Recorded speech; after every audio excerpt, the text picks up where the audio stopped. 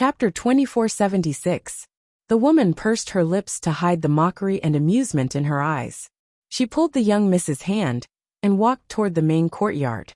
Pushing open the main courtyard's doors, concubine Sure pulled the young Miss inside and called out with a smile. Lord! Lord is overjoyed, Lord. Our family's Miss has returned. Along the way, all the servants used curious gazes to size up this slightly tanned young Miss, who clearly looked like a country bumpkin, and secretly inquired about her identity. Concubine Sure cheerfully pulled the young Miss's hand into the main hall.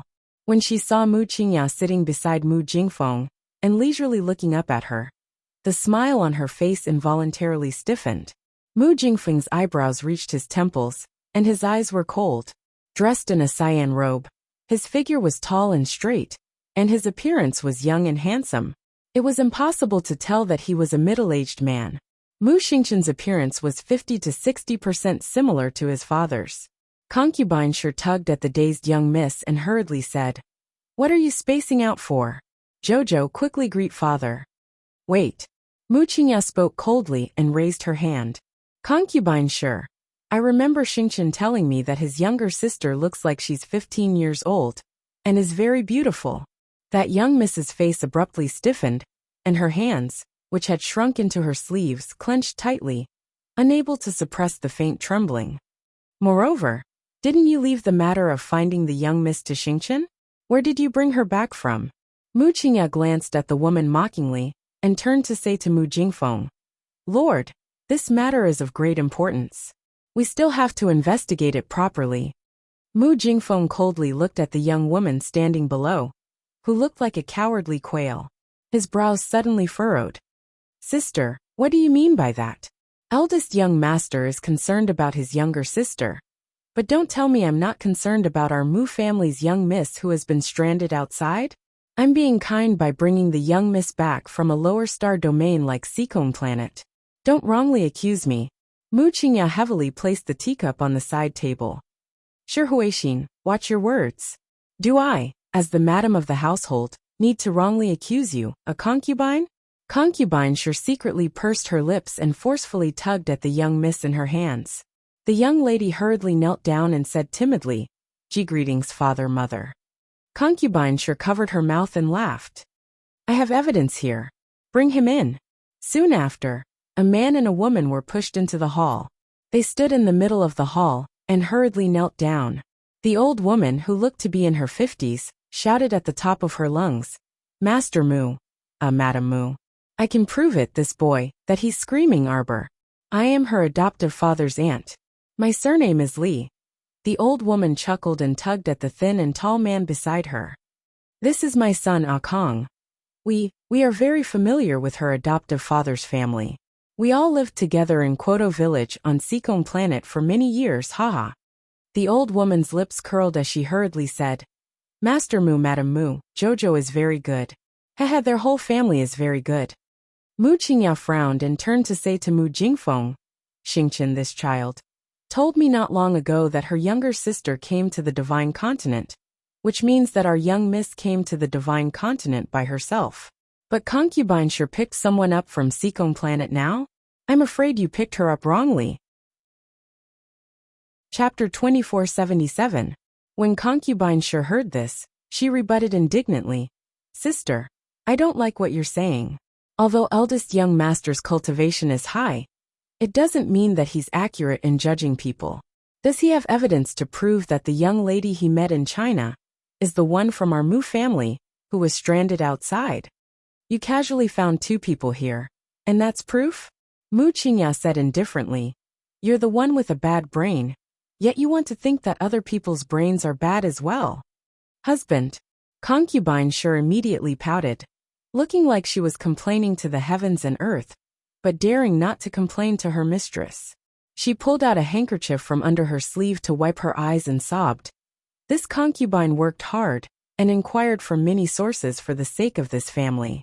It wasn't easy for this concubine to bring our young lady back, yet madam is still making things up for me like this.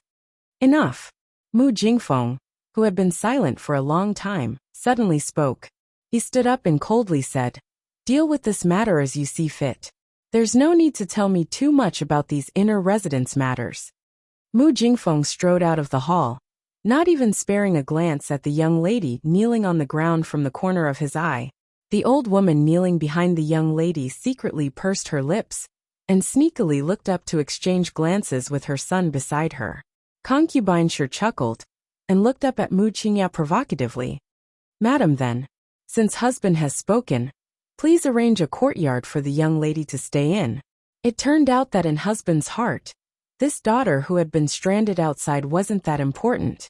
A mocking glint flitted across Shi Huixin's eyes. Mu Qingya coldly glanced at her, her gaze landing on the cowering young lady kneeling on the ground. What's your name? Xiao. Xiao Jojo. She's called Mu Xiao. Shi Huixin answered with a chuckle. Madam, you can just call her Jojo. Half an hour later, the old woman pulled her son and returned to the small courtyard that Madame Mu had temporarily arranged for them with the young lady.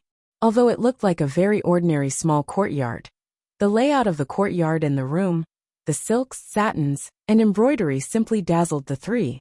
The three of them had never lived in such a nice courtyard in their entire lives. They hurriedly entered the room together.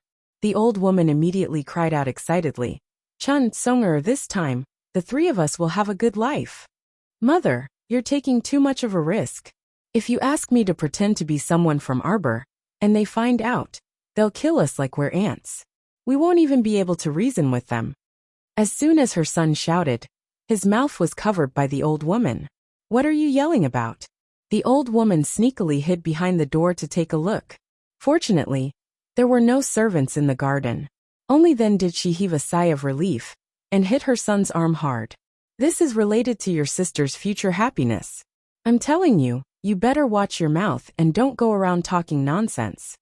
Ingchun, don't be afraid. This matter, I think. The old woman's small eyes flashed. Moreover, we didn't come here on our own accord. It was that concubine sure who brought you back. Even if there's a problem, it's their own fault. What does it have to do with us? Xiao Ingchun nervously pinched her handkerchief, her heart uneasy as she said. But that sixth sister today, that Mu Royun, said the moment she saw me, she said that I was acting old. Chapter 2478. She was 21 years old now, so it was impossible for her to pretend to be a 15-year-old girl. Moreover, she had been hiding on Sikong planet all these years, living the life of a beggar in the open, so her skin naturally couldn't be as supple as a young girl's. Ingchun, don't be afraid. Mother is here for everything.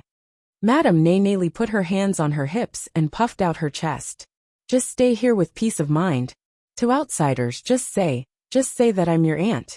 Your younger brother is your younger cousin. The three of us will stay here for a while first. Mother, I heard that the people here are all cultivating. What kind of cultivation have they cultivated to? Spiritualists, right? That seems to be the case. Look at your younger brother. He's only a level 3 mystic cultivator now. Then if your younger brother has the support of such a large family clan's cultivation resources, then his realm will definitely rise. Madame Nelly had a good plan, and her shrewd eyes were filled with yearning for a happy life. Mother, we won't be exposed, right? Xiao Ingchun actually didn't have much confidence herself. How could that be? We just have to insist that you're Arbor. Who here has seen her before, so how could they expose you? Xiao Tsong had used some brains at this time, especially since he didn't get a good ending every time he went against Arbor. He kept feeling uneasy and felt a bit apprehensive at the mention of Arbor. Mother, can you not be so naive? What kind of identity does Arbor have? Is it so easy to impersonate the crown princess of Mo Kingdom? What's wrong with the crown princess? Madame Nelly put her hands on her hips and revealed a shrewish look. She's already living so well, so she can just stay in her palace and be the crown princess. No one will fight with her for anything. Song, or why are you so timid now? If your older sister gets the benefits, will you not get a share?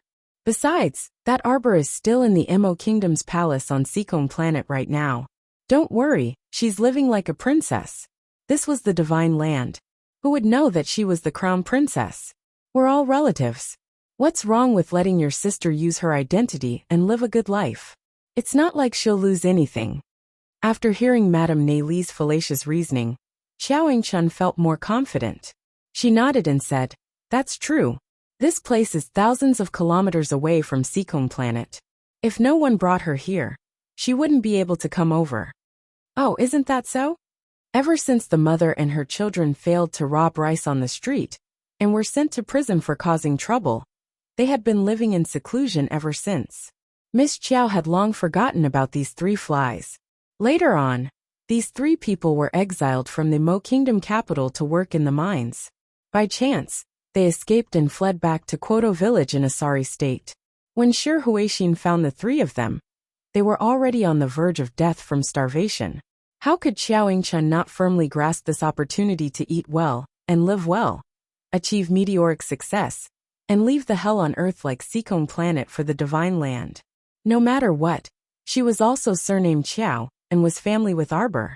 Since her sister wasn't coming to the divine land, it wasn't a big deal for her to take her place as a relative, right?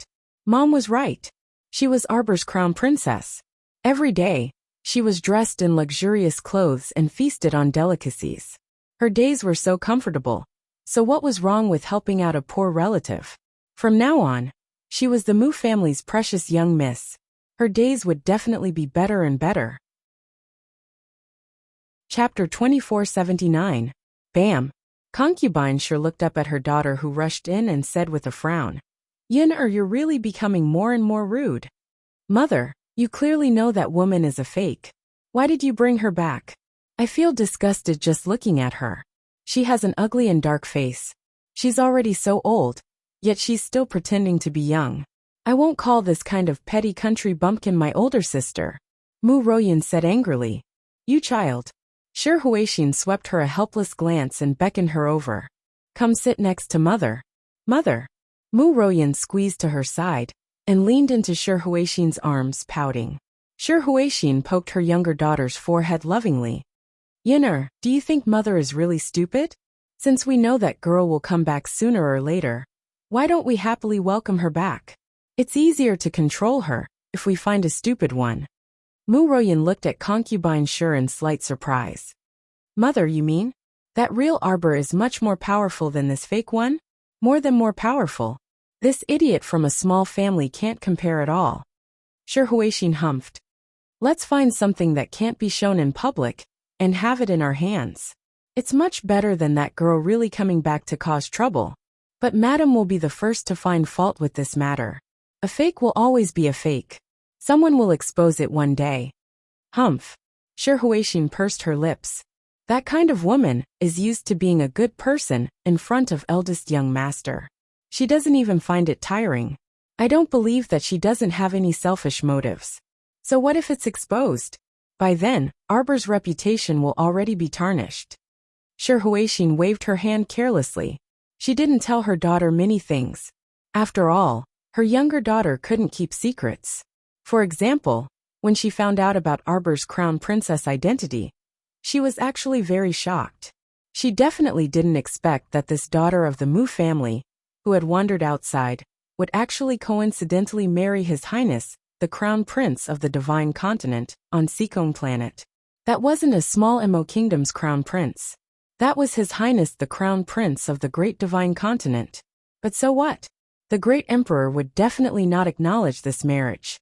When the time came, the Crown Prince would definitely find another good partner. As for her Arbor, a trace of disgust and coldness flashed through concubine Shi's eyes. She should be in the dust and be trampled on by others. Her daughter should be coquettishly pampered. All the glory of the Mu residence should belong to her daughter. There was no need for an outsider to exist in this world. Qin Estate, the opposite shore of the lake. When Qin Xian ascended Panyu Pavilion, he took off the cloak on his body and handed it over to the manservant following behind him. "Little brother Xian, what are you busy with? I haven't seen you for a while." Omega Kotoku raised his head and looked at his smiling big brother. He asked expressionlessly, "Big brother, why are you here?" "Yeah, I'm bored." Eldest young Sir Qin sat down in front of him with a grin and didn't stand on ceremony. He directly reached out to take the teapot from the table and poured himself a cup of piping hot tea. I heard that you arranged for fifth brother to go to Weishi Langfang to relax? That's right. Eldest young Sir Qin smiled and nodded. I saw that he was cooped up at home and had nothing to do recently, so I let him go out for a walk. Second young sir, second young sir. A man dressed in yellow hastily ascended the pavilion, as if he were flying. Chapter 2480. When he turned and discovered that eldest young Sir Qin was also present, he involuntarily paused. Yo, isn't this Wang Cheng? Why are you suddenly not speaking after seeing this young sir? You can't even let me know about this? Do you want me to leave now? Eldest young Sir Qin asked with a grin as he fanned himself with a teacup in one hand. Speak. Omega Kotoku replied dryly with downcast eyes. Yes. Wang Cheng glanced at eldest young sir, inwardly musing that this eldest young sir was still so insensible. After some hesitation, Wang Cheng still said, this subordinate heard that the Mu family brought back a young lady that they had lost contact with outside last night. Ha! What does the Mu family finding a daughter have to do with us? Upon hearing this, eldest young Master Qin immediately waved his fan, showing a disinterested expression. It has a lot to do with us. Wang Cheng suddenly raised his voice, his eyes brimming with the light of gossip. Eldest young sir, do you know that young lady's name? Her name is Arbor, but after entering the Mu family, she changed her name to Mu Qiao. She was also brought over from Sikong planet. She also came from that small place, Quoto village. Pfft. Eldest young sir choked on his tea and started coughing violently. Qin Xian's eyes narrowed slightly, and her gaze also landed on Wang Cheng. His handsome face was expressionless, but his eyes appeared especially sharp. What did you say? Could it be that he had heard wrongly just now? Wang Cheng knew that his young sir would have such a reaction. He had always felt that his young sir would become somewhat abnormal when it came to that young lady from the Qiao family. Wang Cheng's mouth twitched as he said, That is that young lady from the Qiao family. I heard that she was brought back to the Mu family. Yes, she is the Mu family's long-lost daughter. Hehe, young sir, this is quite dramatic, isn't it? She was brought back just like that. Eldest young Sir Omega Kotoku and eldest young Sir Qin asked in unison. That's right. Wang Cheng looked at the two young masters with a puzzled expression. He blinked his small eyes and asked, Is there a problem? The two brothers looked at each other and saw some doubts in each other's eyes. The biggest problem was that he didn't make a splash or create a ruckus. This was not Jojo's style at all. Since when had Jojo been so obedient? She was going to follow someone else back, just because they wanted to pick her up? It didn't look like it. Haha. Eldest young Master Qin didn't know why he was laughing so strangely. He put away his fan and slowly poured himself another cup of tea, as if the guy who had lost control and almost spat out the tea was not the elegant and calm him at this moment. When did you go back? Why wasn't there any news before? Prince Omega Kotoku asked coldly. Just last night. It was already dark. Then the Mu family silently took her back. He left through the back door without alerting anyone. However, the other families in the imperial capital should have received the news by now. Back door? The two young masters exclaimed in disbelief in unison. Wang Cheng. What was wrong with the back door? Was it so unbelievable? Impossible. Eldest young Sir Qin shook his head and snorted while waving the fan in his hand. It can't be Jojo. The young lady wasn't one to be taken advantage of. Not to mention the back door. Even if it was the main door, there would probably be a guard of honor to welcome her back. Chapter 2481. Interesting. The eldest young sir clapped and chuckled. Who exactly is it that dares to impersonate my family's little miss? I'll definitely go over and take a look later. Young Master Omega Kotoku swept a disdainful glance at his eldest brother. Haha, when did she become your family's little miss? In that case, perhaps the little miss has already gone to the divine province. Eldest young Master Qin narrowed his eyes and sent the second young sir a frivolous look. Speaking of which, second brother, I've always wanted to ask you something. Back then, your clone was destroyed and you ran back with your tail between your legs. This matter has something to do with my family's little miss, right? How do you plan to deal with father? That old man won't take things lying down. You know that if the little miss comes, the old man probably has a way to sense her. I'll take care of it, young Master Omega Kotoka said solemnly. TSK. Eldest young Master Chin stood up with a chuckle with a flick of his sleeve. Since you know what to do, then it's fine. I'll go over and take a look right now. Just which audacious bitch dares to impersonate my family's little miss? This matter will definitely be very interesting. Omega Kotoku. Since when did she belong to your family? You'll be beaten to death sooner or later if you say it so smoothly. After exiting the Chin estate, eldest young Master Chin was all smiles as he headed in the direction of the Mu estate. The eldest young sir searched the Mu estate's rear courtyard and finally found that Miss Mu Qiao, who had just returned home in a small, run-down courtyard in a remote corner. This simply made one speechless. The eldest young sir looked up at the courtyard of that small residence, then at the style of the upstart in the courtyard, and his lips involuntarily twitched. If his little miss knew that the Mu family was mocking her like this, her enmity and hatred would probably escalate. Shaking his head, eldest young Master Chin entered the courtyard with a TSK. Xiaoying-chun just happened to walk out and saw a handsome man dressed in white fluttering in the middle of the courtyard at a glance. She nearly fell head over heels for him. Her little heart pounded, and her face flushed red. She stammered, You are? Could this be one of the Mu family's young masters? This is too handsome. Xiaoying-chun's heart raced wildly, and her maiden heart thumped loudly. She actually subconsciously took a few steps forward. Eldest young Sir Chin chuckled, and suddenly charged towards Xiaoying-chun like a beam of white light. Xiaoying-chun was overjoyed, thinking that this handsome young master was also interested in her. Just as she twisted her body and took a few quick steps forward, she was caught off guard and felt herself being swept away by a gust of cold wind. With a bang, she crashed into the side room at the back. Bang! Bang! Bang! Bang bang bang! The sound of a beating that made one's hair stand on end could be heard, accompanied by the woman's whimpering cries that shrank in her throat. This sound continued for almost an hour, before it finally ended with a short and sharp gasp from the woman. Alas! Eldest young Sir Chin walked out of the side room and patted away the non-existent dust on his sleeves as he muttered to himself, Why can't I control myself? How dare he impersonate Jojo with such an appearance? That when the Chin estate's hidden guards passed this news to the young master of Omega Kotoku in Crane Garden, the young master paused for a moment. Second young master's hand that was holding the brush paused for a moment. He looked at a black dot under the brush and silently changed to a blank piece of paper for himself. Bang! In the Mu estate's Wupu garden, Shi Huixin smashed the teacup next to her with an ashen face. Chapter 2482. What an idiot!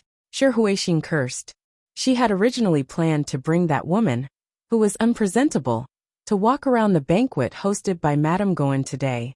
She wanted to let this Mu estate's legitimate miss show her face in front of all the noble ladies. In the future, even if the real Arbor wanted to return home, his reputation would have been more or less ruined by this fake idiot. Who would have thought that there would be news that this idiot would be beaten black and blue by someone in the garden by himself, until he was on the verge of death? Bodyguard Lu, go investigate. Go and find out what's going on. Shi Huixin's heart skipped a beat. Could it be that there was someone secretly hiding in their Mu family, and had seen everything that she had done? She wasn't afraid of others finding out the truth. In any case, she just needed to say that she was deceived by Xiaoying-chun and her daughter. She was just dissatisfied that there was actually someone in this household who was secretly fighting for justice for that little bastard Arbor. Nanny Zhu. Shi Huixin turned to look at an old blue and white maid standing behind her and coldly said, Could it be that the injuries are all on the face? When will it recover? If she insisted on bringing such a disgraceful thing out, Madame would be the first to reject it. Moreover, her motive was too obvious. Nanny Zhu was an old nanny she brought from her maternal home, so she was naturally loyal and could understand her young miss's intentions. When she heard this, she couldn't help but spit and say, That bitch, who knows if she fell on her own or not? But she still falsely claimed that she was beaten. The injuries are all on the face. The corner of her mouth is broken, and her eyes are swollen like a pig's head. In this servant's opinion, even if she used a beautifying pill and a healing pill, she'll need at least half a month to recover. How unlucky! Sure, Huixin felt that her entire plan had been disrupted, and she slapped the stool heavily. The next day, Miss Chiao once again collected a shoal of fish. This time, the onlookers at Wei Shijiang didn't have anything to say. In any case, they were already used to it. Who asked her to have a storage talisman? They also wanted to collect a few fish, but their inner worlds couldn't store living things. Besides, the inner world was only a few cubic meters big, and it was used to store rare treasures. How could it be used to store fish? Sigh, comparisons are odious. He returned to Fish Orchid Planet and released the school of fish into the Orchid Sea. Looking at these jubilant fish swimming in the sea, they flicked their tails and jumped up, creating a series of sparkling and translucent water droplets. Arbor's eyes flickered. Emolien slowly walked up to her and held her hand. She asked softly, "Jojo, are you still going to watch the competition today?" Actually, he hoped that she would go. He hoped that she would completely forget about yesterday's unhappy matter and smile again. The little girl turned her head and looked up at him. It was as if she could feel his feelings. Her heart seemed to be touched by something. It was so soft that it was indescribable. She suddenly nodded her little head and gave him a definite answer. At that moment, Emolien's eyes curved into crescents as she smiled. Clang! The gongs and drums sounded again. The onlookers in the corridor cheered violently. More than 10 pill refiners rushed forward and stuffed buns with elixirs into the mouths of the 30 pitiful patients. "Are you feeling better? Are you feeling better, brother? Brother, can you see how many buns this is?" One of them stretched out a finger and waved it in front of the patient. Bam! Chapter 2483. Holy shit, he's down. Doctor, where's the doctor? Come and take a look. Take a look. Amidst the chaos, 2 doctors immediately came forward to check on him. They immediately fed the patient a vomit-inducing liquid and helped him to the side to vomit. Arbor. Emolien had been paying attention to his wifey's expression ever since they entered Langfang. Now that he saw the corners of his wifey's mouth twitch, he knew that the little fellow's mood was starting to improve. Since last night, this little thing had been listless. She ate very slowly, and when she spoke, she would only reply with 2 or 3 words when you asked her 7 or 8 questions. Her listless appearance made one's heart ache. Now that her mood had improved, the crown prince deliberately teased her. He squeezed her hand and asked, "Jojo, what kind of poison are these people suffering from?" Ordinary poisons can be cured by refining an antidote pill, but their symptoms don't look the same, Emolien continued. Miss Chiao nodded. With a flick of her finger, a small porcelain bottle landed in her palm. Jojo's exclusive antidote pill can cure more than 200 ordinary poisons. Jojo, when did you refine this antidote pill? I cooked it in a small stew pot in the early stages. Miss Chiao frowned. It's too ordinary. Emolien, pretend he didn't ask. He reckoned that this little guy was born to deal a blow to people. The 2 of them whispered in low voices, but it still attracted the sidelong glances of the pill refiners around them. When they heard the little girl's words, they glared at her with indignant eyes. What kind of joke was this?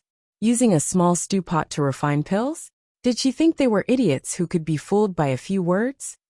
Oh no, this young fellow seems to be dying. Isn't this poison too strong? You brat, what kind of bun did you stuff into his mouth? It's wrapped in poison. A middle-aged man furiously pushed the young pill refiner in front of him. No, it's the antidote. I gave him the antidote. Impossible. Even if it can't cure the poison in his body, it can't make his condition worse. Fuck, do you know how to detoxify? Doctor, give me some vomit-inducing liquid. Arbor frowned slightly and turned to look at an alchemist standing beside him. Where did these patients come from? Of course I registered myself. The alchemist thought of the arrogant words the little girl had said before and didn't want to bother with her. But after thinking about it, he said, "There's also a reward for signing up to take the poison. After the event, everyone will get 1,000 spirit coins. They are all from poor families. 1,000 spirit coins is enough for them to live for more than half a month. It's over, quickly suppress him, a doctor shouted. Several pairs of hands pressed down on the twitching man on the ground. Looking at the man's expression, it was obvious that he was exhaling more than he was inhaling. He was already on the verge of death. Arbor couldn't help but frown as he handed the bottle to Fong Su behind him. Feed him one. Fong Su was dumbfounded. The crown princess ordered him around, and it seemed like it was very convenient for her to order him around. Why aren't you going? Emo Lien disliked his slow reaction and glanced at him coldly.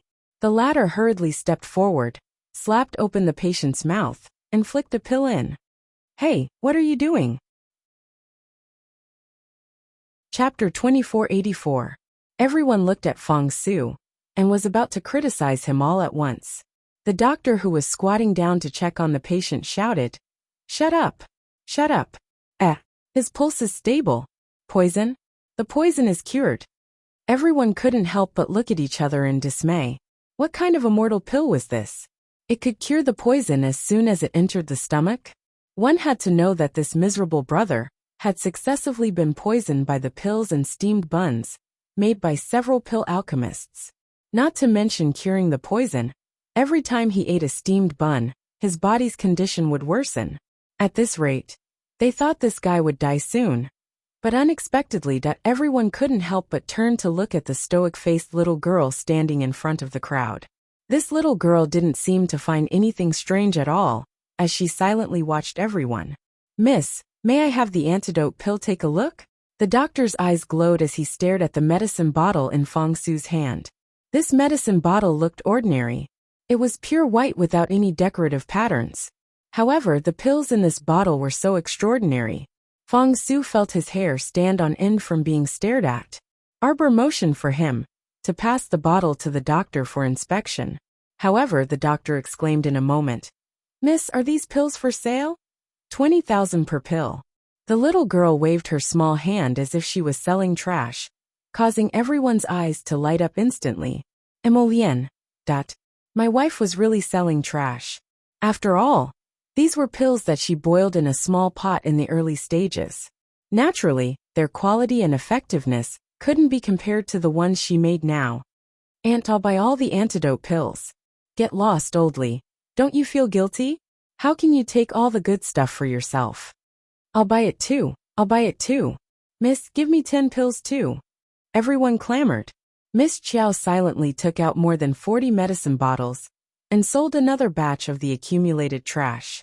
Including the digestion pills she sold earlier, her spirit coin card now had more than 11 million spirit coins.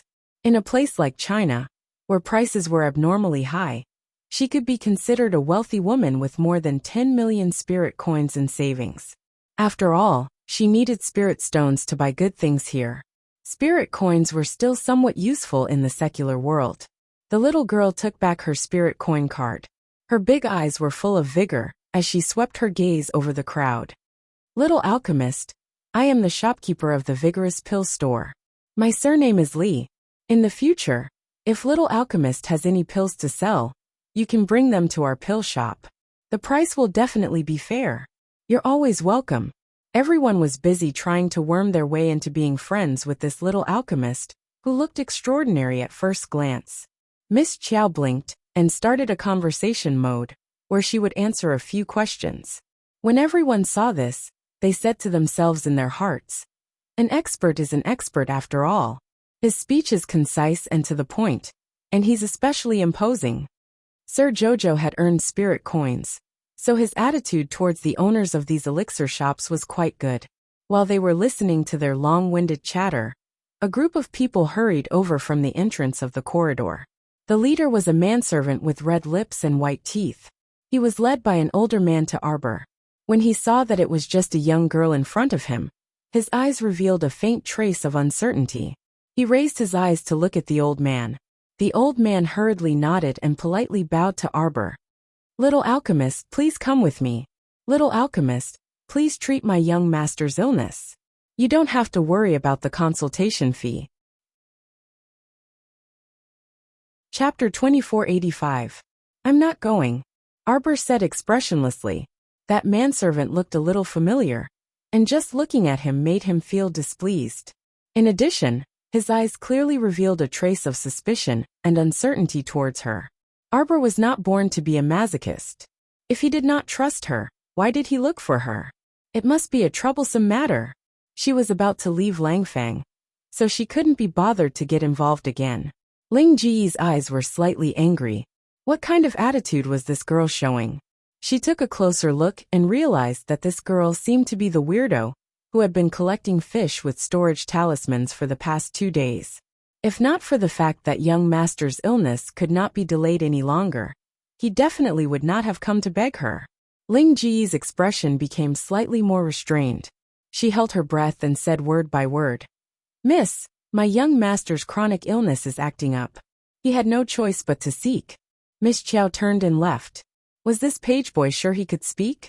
His chronic illness acted up, and he could not find a better alchemist, so he had no choice but to seek her? What did he take her for? A backup alchemist? Not to mention whether she was happy to be treated or not. Her attitude was unparalleled. She really thought of herself as a dish. Arbor sneered. He grabbed Emolien's hand and walked towards the exit of Langfang.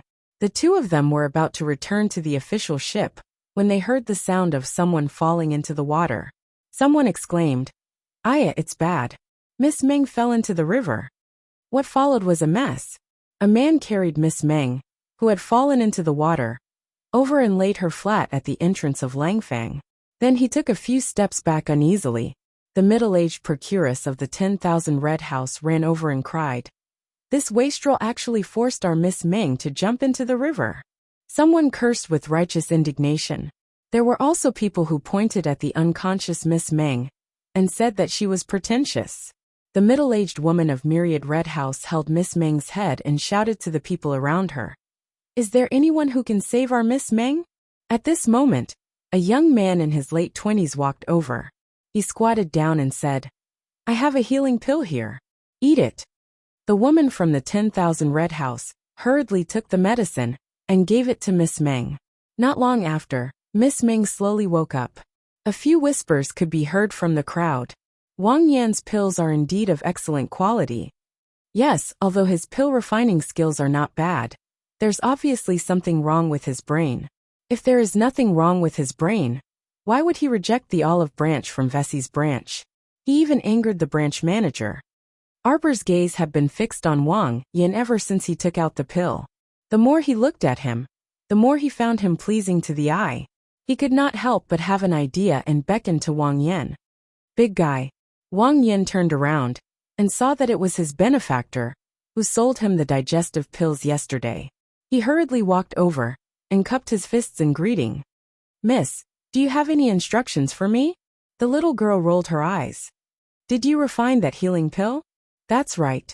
Wang Yan smiled and nodded. "Thank you for your help yesterday. Those two are your friends." Arbor's small eyes swept to the side. Wang Yan looked over and nodded. "Yes, yes. Gudapeng and Little Chow are my close brothers. The branch manager of Vessi Pill House was so despicable and shameless that he banned your brothers." Wang Yan's expression darkened at the mention of this matter. "I just don't want my brothers to be restricted by the rules of the Pill House." Chapter 2486. That's true. If you really enter that lousy pill house, you will be restricted greatly. Furthermore, I heard that the pill house is extremely black-hearted. Every time a pill refiner refines a pill, they will take 80% of the profits. Is that true? Arbor looked as if he was chatting very well with Wang Yan. That expression of his caused the surrounding people to be slightly stunned. Please, weren't they talking about saving Lady Meng? Why did they change the topic so quickly? Wang Yan nodded. Gung Dapeng and Little Chow, who were originally standing far away, could not help but walk over and look at this young lady curiously. 80% is really black-hearted. The people from the pill house are probably rotten to the core. Everyone, that there are quite a few people from the pill house here. How many people have you offended? Furthermore, the other pill house provides the ingredients, cauldrons and fire tools. Isn't it good to let the pill refiners earn 20% of the profits? The young lady did not care about the sour expressions of the pill house's people. Instead, she looked at Wang Yan eagerly. What plans do you have from now on? Wang Yan answered honestly. We originally wanted to win at the Milkhead Festival and obtain some spirit coins and ingredients. But now, Wang Yan laughed bitterly. We probably can't stay in Weishi Corridor Square any longer. We plan to. Wang Yan, do you think that you can roam the world just because you left Weishi River? Let me tell you, you have offended the Pill House. No matter which city you go to, you will not be able to live properly. Following this voice, Xiaomu looked up and saw a short winter melon rolling over like a ball on his short legs. This person was probably Manager Wang from Weishi Corridor Square. Arbor ignored him and patted Wang Yan's shoulder. Brother Wang Yan, how about this? You come with me, and I will provide you with ingredients, cauldrons and so on. If you perform well, I can even give you some more valuable pill formulas. We will split the pills 40 to 60. You 40 and I 60. What do you think? Are you interested in coming with me? Wang Yan was stunned. Geng Daping and Little Chow were in the same situation as Wang Yan. They were both stunned on the spot. Arbor wasn't in a hurry. He quietly watched them and tilted his head, sizing up Wang Yan and the other two. The more he looked at it, the more reliable it seemed. Just thinking about it made him feel a little smug. In the future Jojo, Sama would also have connections in his hands.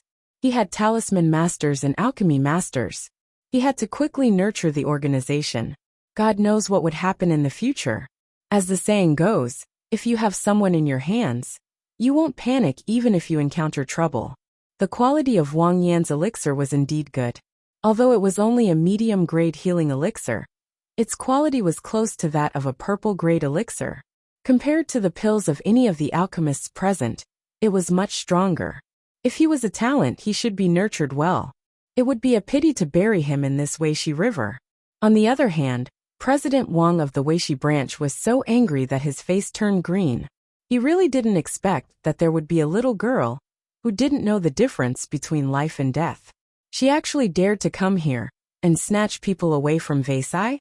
Are you looking for death?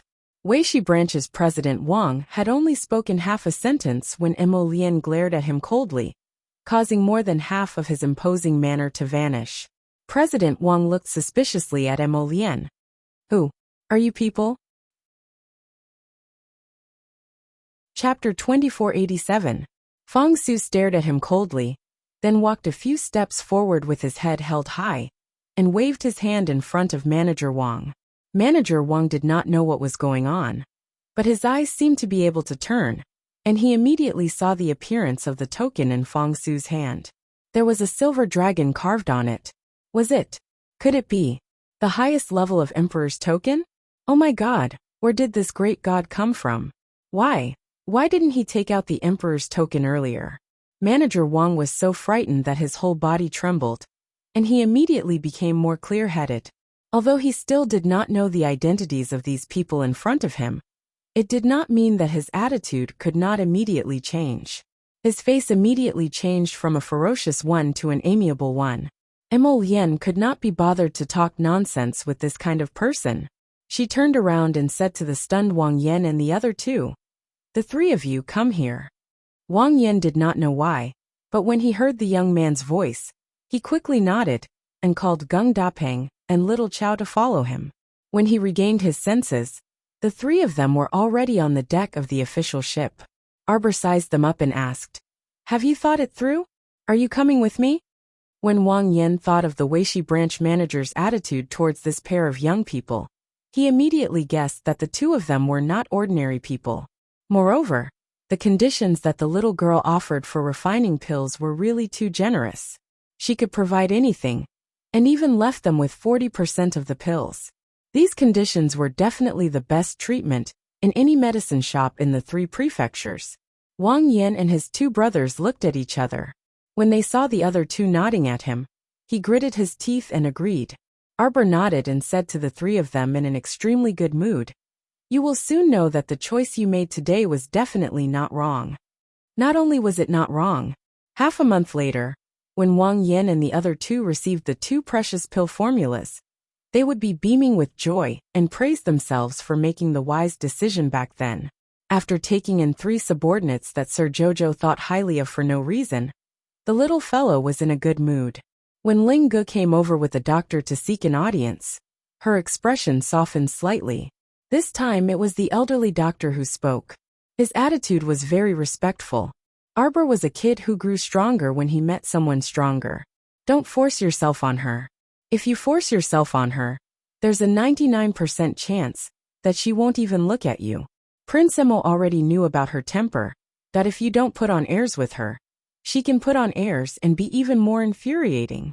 Now that this old doctor was being polite, she returned the favor with a distant and polite attitude.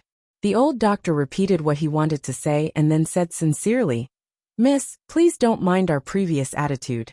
This child Ling Ge was too worried about her young master's illness. That was why she was so anxious and rash. Young ladies' pills are so good. Presumably your medical skills are also extraordinary. Miss, please step aside and let our young master have a look. The old doctor was trying to find any doctor in a desperate situation. After all, in this world, those who knew how to concoct pills might not necessarily know how to treat illnesses. Those who knew how to treat illnesses might not necessarily know how to concoct pills. Although there was only a single word difference between alchemist and physician, there was a huge difference. The little girl said with a straight face, "My consultation fee is very high." "Ah, yes. As long as Miss is willing to treat me, you can name your fee." Chapter 2488. 1 million. Why don't you just rob someone? Ling Ge, who was at the side, stared at Miss Chiao with eyes that were about to pop out of their sockets. After reporting the number, Miss Chiao calmly sat at the side and looked at the sky. The more she looked at this girl, the more she hated her. She clearly had a fair and cute appearance, but she just had to have facial paralysis. So what if she had facial paralysis? She was even a black-hearted facial paralysis. Just looking at her made one dislike her. Feng Su was speechless. My crown princess is too much of a scammer. How can I resolve this? After this trip, Feng Su already knew that if he wanted to make the crown prince happy, he had to obey the crown princess in everything. If the crown princess said something, there was no need for him to say anything. If the crown princess said to sit, if he stood, he would be going against the crown prince. It was fine to offend the crown prince, but if he offended the crown princess, he would be dead meat. 2 million spirit coins. Arbor raised her small hand disinterestedly. Okay. 2 million it is. Before Ling Ge could react, the old physician had already agreed without hesitation. Was Dr. Chang an idiot? Ling Ge looked at the old physician in shock. The old physician could only smile bitterly. After this interaction, he basically understood the girl's temperament. If you hesitated for a second and agreed, she could raise the price to 3 million spirit coins in a second. Do you believe it? Ling Ge was as angry as a toad, and her cheeks were puffed up. He looked like a 17-year-old youth with red lips and white teeth. If an ordinary girl saw him, she would definitely be delighted. However, Sir Jojo looked at him coldly, as if he was a cabbage. Ling Ji's body trembled inexplicably, and she felt that this girl was too strange. Physician Chang also felt that he was particularly persistent today. However, he had always believed in his feelings. For some reason, after observing the girl for 2 consecutive days, he felt that she was very confident. How could he be so sure that the little girl was definitely not an ordinary person? It should be a good thing to let her see his young master's troublesome symptoms. A few minutes later, Arbor slammed the curtain of the pleasure boat and walked to the deck angrily. Physician Chang followed her with a confused expression and repeatedly bowed with his hands folded in front. Miss, did something happen? Bastard. You actually tricked me into treating a stinky man with indecent behavior. Sir Jojo glared angrily at Dr. Chang and Ling Ge, who had rushed over. You asked for it. You used 8 types of aphrodisiacs, indulged in sex without restraint, and acted pitiful for what? Arbor turned around and dragged Emolien, who was still in a daze, away. When Ling Ge heard this, a hint of joy appeared on her face. In the past, the pharmacists who had treated the young master's illness didn't describe the symptoms in as much detail as this young lady. This young lady was indeed an expert who didn't show her true colors. She could actually tell that the young master had been poisoned by 8 different kinds of drugs. Linga was shameless at once. She knelt on the ground with a thud and grabbed Arbor's skirt as she cried out. Miss, you've misunderstood me. Our young master is innocent. Our young master was captured by evil people and forced to drink these drugs. However, he would rather die than submit and remain loyal. Even in death he did not give in. You are an expert. You can see the symptoms of our young master at a glance. Please save him. It was me who failed to recognize Mount Tai and neglected the expert. Little magic doctor, you can beat me up. I definitely won't cry out in pain. Get out of the way. Miss Qiao was enraged. Linga cried out involuntarily. Little magic doctor, believe me. Our young master is still a virgin. If you don't believe me, you can go and check. Chapter 2489. Arbor was speechless. Emolian was speechless. Everyone on the boat was speechless. Linga didn't know what she said, but the atmosphere on the boat suddenly became awkward and silent. So strange. What happened? He seemed to have said something very strange just now. Linga lowered her head and looked at her own hands with a dumbfounded expression. She then looked up at the Lord Miracle Doctor whose face was ashen. Scram! Xiao Mu forcefully pulled back her skirt. Physician Chang's mouth twitched, and he quickly went forward to bow. Little alchemist, please wait. This child Linga is a little lacking. Although he went a little overboard, that is indeed the truth. Everyone was speechless.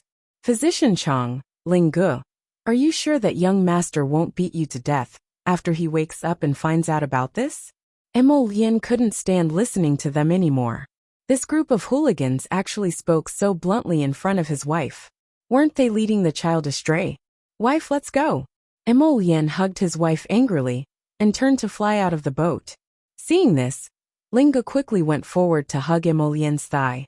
Earlier, there was a difference between men and women, so he couldn't hug Arbor's thigh and could only tug on her skirt. Now, he could finally hug her. Young master, don't go. You can go. But the little godly doctor has to stay. She has to stay to treat our young master. Sob, sob, sob, our young master is really too pitiful.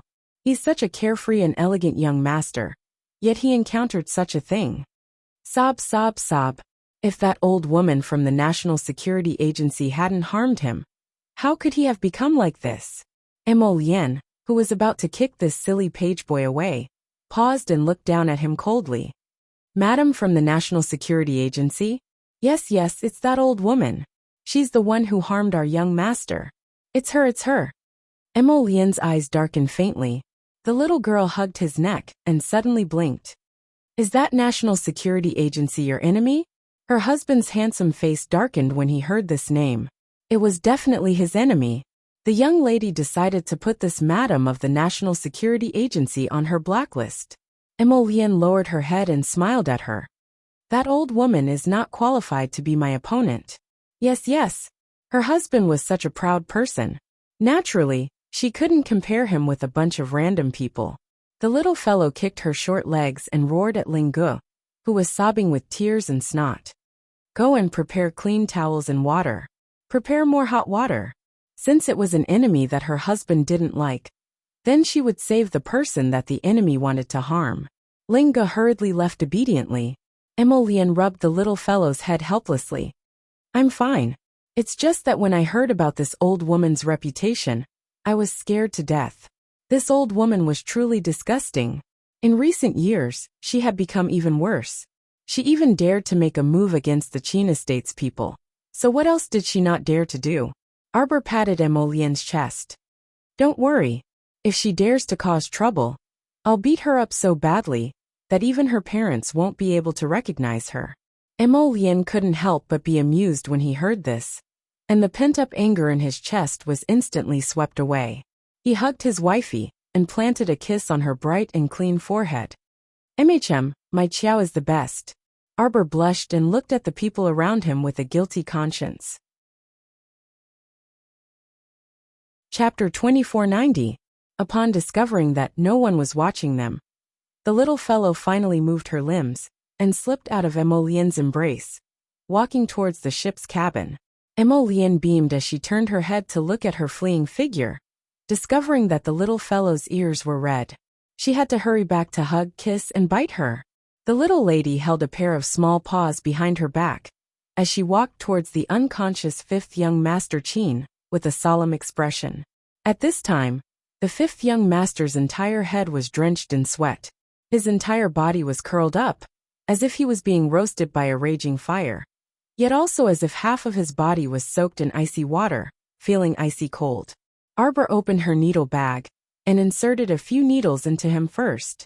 Physician Chang stood to the side, and when he saw the little lady's acupuncture technique, a pleasantly surprised smile instantly appeared on his face. The little divine physician's acupuncture technique was truly marvelous. Arbor walked up to hold the fifth young master's wrist and checked his pulse with rapt attention, occasionally revealing faint bewilderment and astonishment on her face. How did all kinds of aphrodisiac powder get into this body? It's only weakened by half after so many days, but he actually managed to endure it? The little fellow was currently muttering to herself. The figure on the bed moved slightly, and a pair of watery black eyes slowly opened. When he saw the young lady beside his bed, and discovered that his wrist was currently being held by the other party, the fifth young master immediately felt unwell. His entire face was abnormally bashful and resentful, and his eyes seemed to spew fire as he glared at Arbor. He exerted all his strength to pull his wrist inwards, berating angrily. "Why are you here? Who told you to bring her in? Get out! Get out!" Arbor pursed her lips. "You're still quite energetic." As she spoke, she stuck out a finger and inserted a needle into his chest. The fifth young master was horrified to discover that he actually couldn't move his entire body, and he didn't even have the strength to flick his pinky. "Ah!" The fifth young master nearly lost his composure and screamed crazily. His eyes revealed a deep sense of terror as he stared at Xiao Mu and shouted in a threatening manner, "You demoness, what do you want to do?" Dr. Chang saw that the situation was bad and hurriedly stepped forward to explain. Young master, don't panic. This young lady is not a bad person. She is the little godly doctor that we invited for you." "What godly doctor? They were all liars." "Liar. Let me go. You damn liar. When I can move again, I will definitely." "Forget it." The little fellow grumpily used a finger to press down fifth young master's slightly raised head. "With your frail body, you don't even have the slightest bit of cultivation, and you still want to talk big? What can you do to me when you can move? You can't beat me, and you can't bite me either." The fifth young master's face was ashen as he glared at her. He glared at this girl with a venomous mouth. At this moment, he didn't know why, but he felt like dying. He was the Qin family's trash. No wonder seventh brother hated him to the point of wanting him dead. His existence as a trash was an insult to the entire Qin family. Big brother and second brother were so shockingly talented, resourceful, and had profound cultivations. Although third brother and fourth brother weren't in the same realm as big brother and second brother, they were at least talented in the younger generation. He couldn't cultivate since he was young. The light in fifth young master's eyes slowly faded away, and his entire body trembled on the bed. "Useless thing." Xiao Mu took out a wooden brush and brushed a layer of oily green mud-like substance onto his face. Chapter 2491. Fifth young master's body stiffened, but he couldn't move now. He could only watch as the devil-like girl brushed a layer of green paint on his face. The most hateful thing was that Physician Chang didn't even stop her. After brushing his face, the little girl threw the small bucket in her hand to Physician Chang. "Brush his entire body." Physician Chang's mouth twitched silently. However, he wasn't an ignorant person. The little girl's medicine bucket contained good stuff. Although the color didn't look good, it emitted a faint fragrance. There was no doubt that it was a pure herbal medicine. "Little divine doctor, after brushing, will the medicine in young master's body be cured?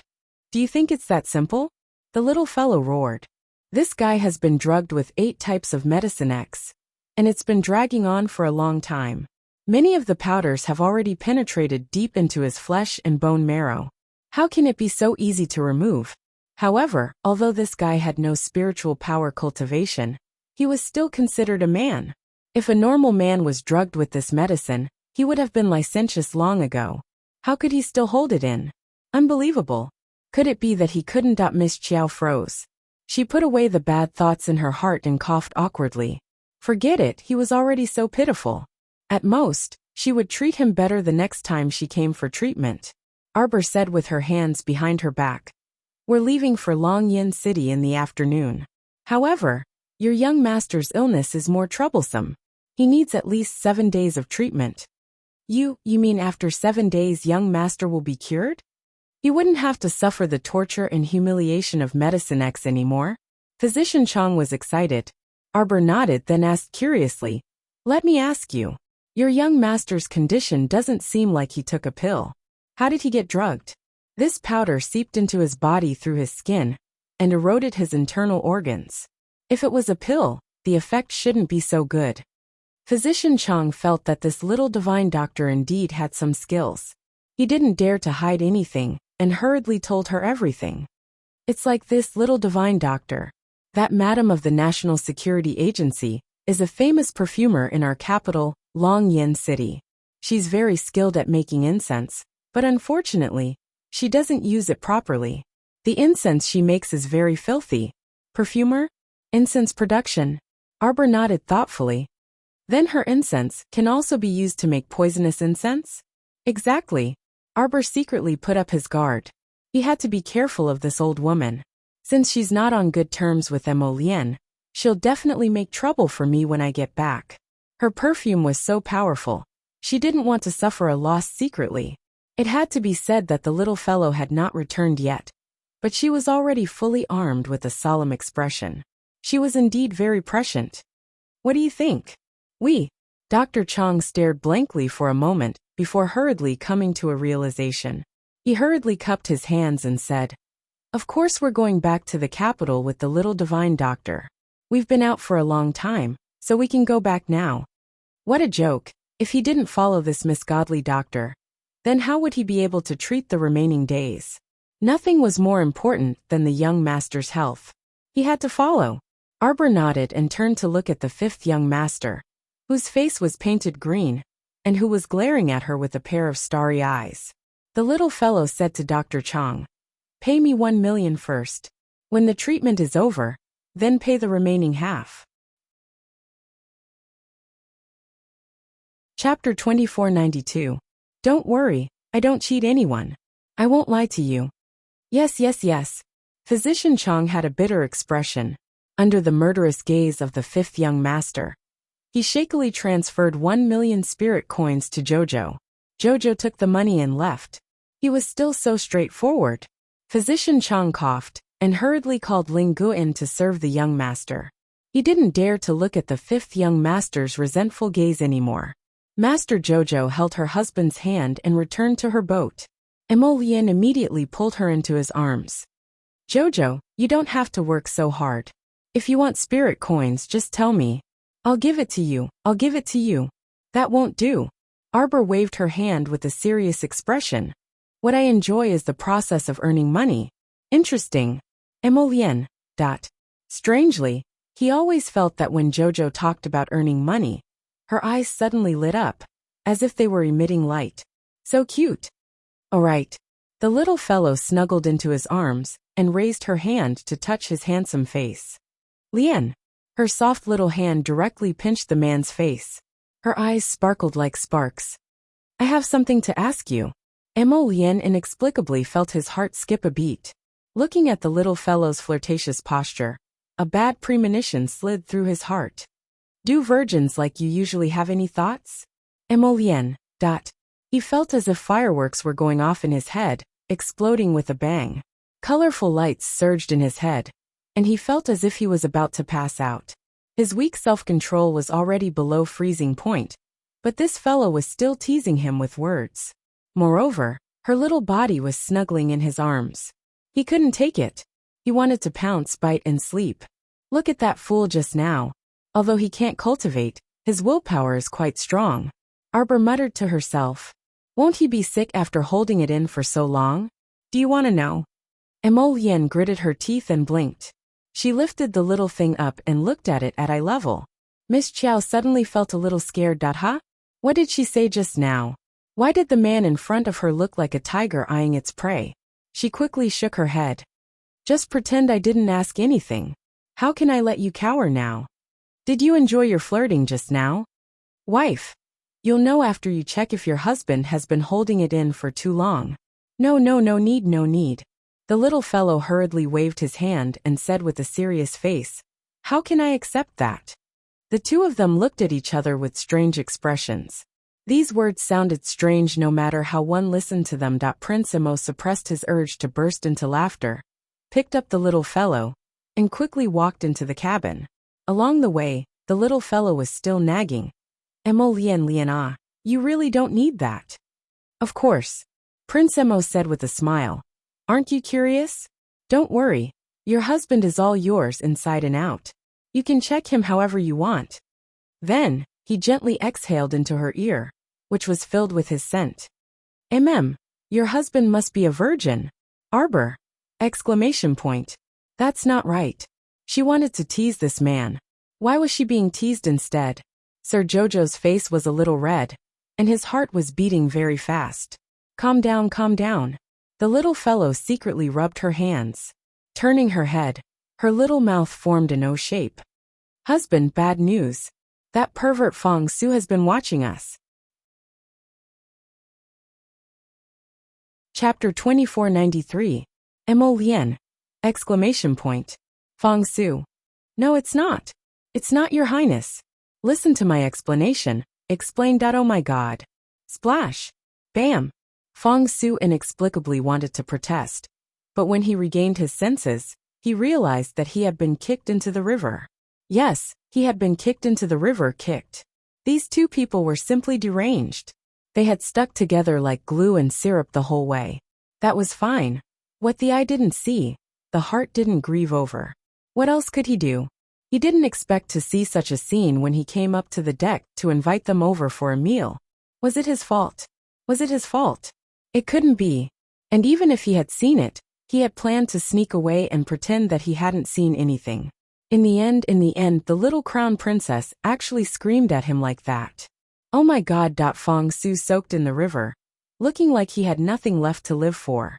He didn't know that this was the feeling of a single dog being abused, the feeling of misery, pity, and tragedy. On the other hand, the crown prince carried his wife back to the cabin and impatiently tugged at his collar. He raised his phoenix eyes and blinked. Jojo, come quickly. Your husband is ready. You can investigate as much as you want from top to bottom, inside and out. I'll let you investigate to your heart's content. Come. Arbor reached out to cover her face. She felt that although her face was expressionless now, her heart should be boiling. Her face should be so hot now that it could be cooked with porridge. What should she do? This evildoer, she couldn't take her eyes off him. How could he be so good-looking? He was usually cold and indifferent, gentle and courteous to everyone. Oh my god, she didn't expect him to be so seductive in bed. At this moment, this man had changed into a frivolous look. His phoenix eyes were blinking and the corners of his lips were raised in a frivolous manner, causing ripples in one's heart. Calm down. Sir Jojo looked at him with an expressionless face. She suddenly burst into laughter and jumped up, pushing him down onto the brocade couch. Then, she reached out to tug at his belt. He would be a fool if he didn't take advantage of her beauty. Following the principle of taking advantage of the situation, Lady Qiao Qiao decided to make a move on the peerless handsome man in front of her. Alright.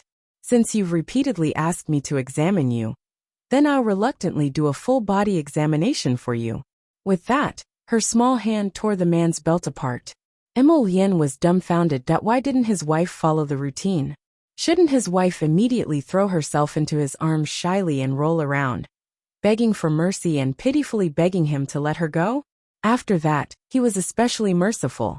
He secretly bullied the little fellow inside and outside, and then solemnly warned her not to play with fire. If you play with fire again, I'll eat you. But the plot didn't go as he expected. Cold sweat dripped down Crown Prince Mo's forehead. My dearest wife, your husband's self-control is really not as good as you think. Don't make a fuss. Crown Prince pressed the back of the little fellow's hand and looked at her, wanting to cry. In such a lousy place, He wouldn't let his baby suffer, although he was about to explode from holding it in. Husband. Look. You're reacting. Xiao Xiao cried out in surprise. Please, your husband isn't a dead man. That if he still didn't have a reaction. Wouldn't that be unacceptable? Oh, you guys are having fun. Just as the two were blushing, a discordant voice sounded. Chapter 2494. Emolian was speechless. Arbor was dumbfounded. He turned to look at Hu Shurchen, who had suddenly appeared in the room, and was looking at them with a smile. Master Jojo's face darkened as he communicated with Little Tree. Tree, get out here. Why did you let him out? Little Tree was crying in snot. The venerable immortal threatened me. He said that if I didn't let him out, he would cut Chocho into pieces and cook it in hot pot. Master, you don't know how scary the venerable immortal is. He squatted beside Chocho with a dagger and kept rubbing Chocho's face with it. I'm so scared, so scared. Boo-hoo. Master, I'm reporting you. Chocho is lying. The venerable immortal squatted beside him and fed Chocho a misty immortal seedling. Chocho turned against him. I'm going to kill you, you slanderer. Master, Chocho wants to kill Dian. Arbor was speechless. Jojo, help. Emolian wants to kill me. The venerable peach blossom immortal's exclamation sounded in his ears. Arbor couldn't help but slap his forehead. The two of them were looking at each other like tortoises. Oh. No doubt the two of them were at daggers drawn, and looked like they were about to fight. Miss Chiao hurriedly shouted, I'll grill fish for you too. Eat those colorful divine fish. It can increase your cultivation. The two of them turned to look at her at the same time. They nodded and said in unison, Okay. Thus, the little fellow led the two of them into Fish Orchid Planet, and used her divine perception to capture two colorful divine fish. She planned to share these two divine fish with the two of them. Little Tree, Little Water, Little Soil, and the others were attracted as soon as the fish were cooked. At the same time, Snow Leopard, Green Luan, Big Ape, Chirps, and the Blazing Blood Phoenix all rushed over in a row. Xiaomu dumbfoundedly held the two fish in her hands and stared straight at them just like that. These guys came because they smelled the aroma. Did they all want to snatch the fish from Master Jojo? Woof woof woof. The three puppies ran to her feet and circled around her.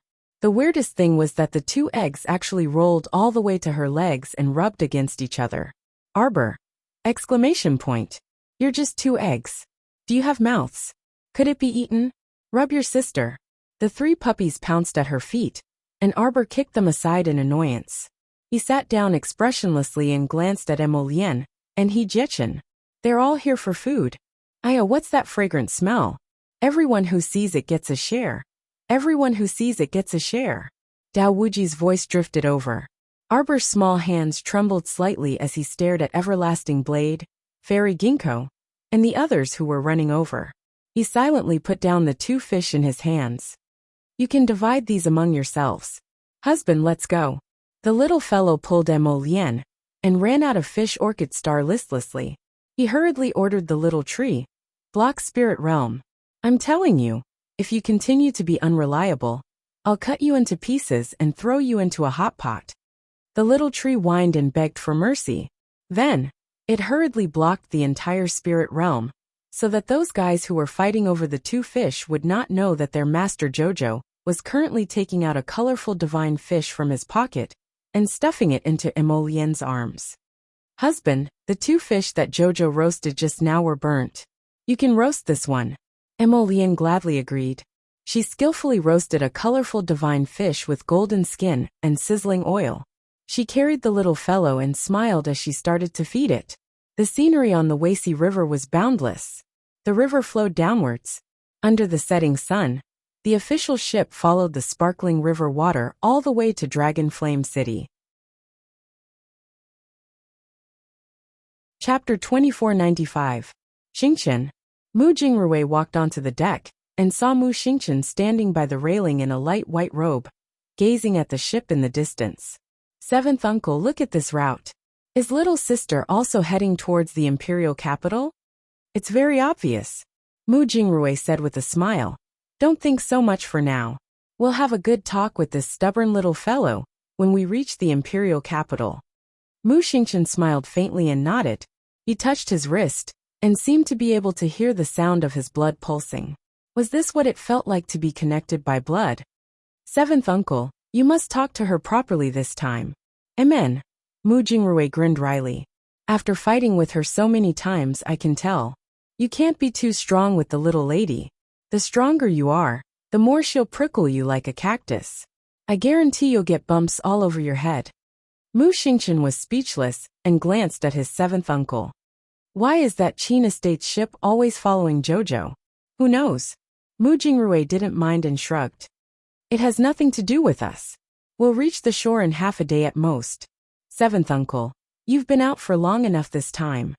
That's right. Mu Jingrui sighed. I still have to report work to the old man when I get back. It's so annoying. The uncle and nephew chatted casually as they watched the official ship on the surface of the river. There were quite a few schools of fish surrounding it. This situation had been going on for several days. Every day, when it was almost evening, the schools of fish would gather around the official ship. The little lady would come out of the ship's cabin to collect the fish in another incense stick's time. The two weren't surprised and were speechless. The little lady was collecting the fish as she went. She had probably collected a third of the fish in Wuxia River these past few days. Jojo must love to eat fish.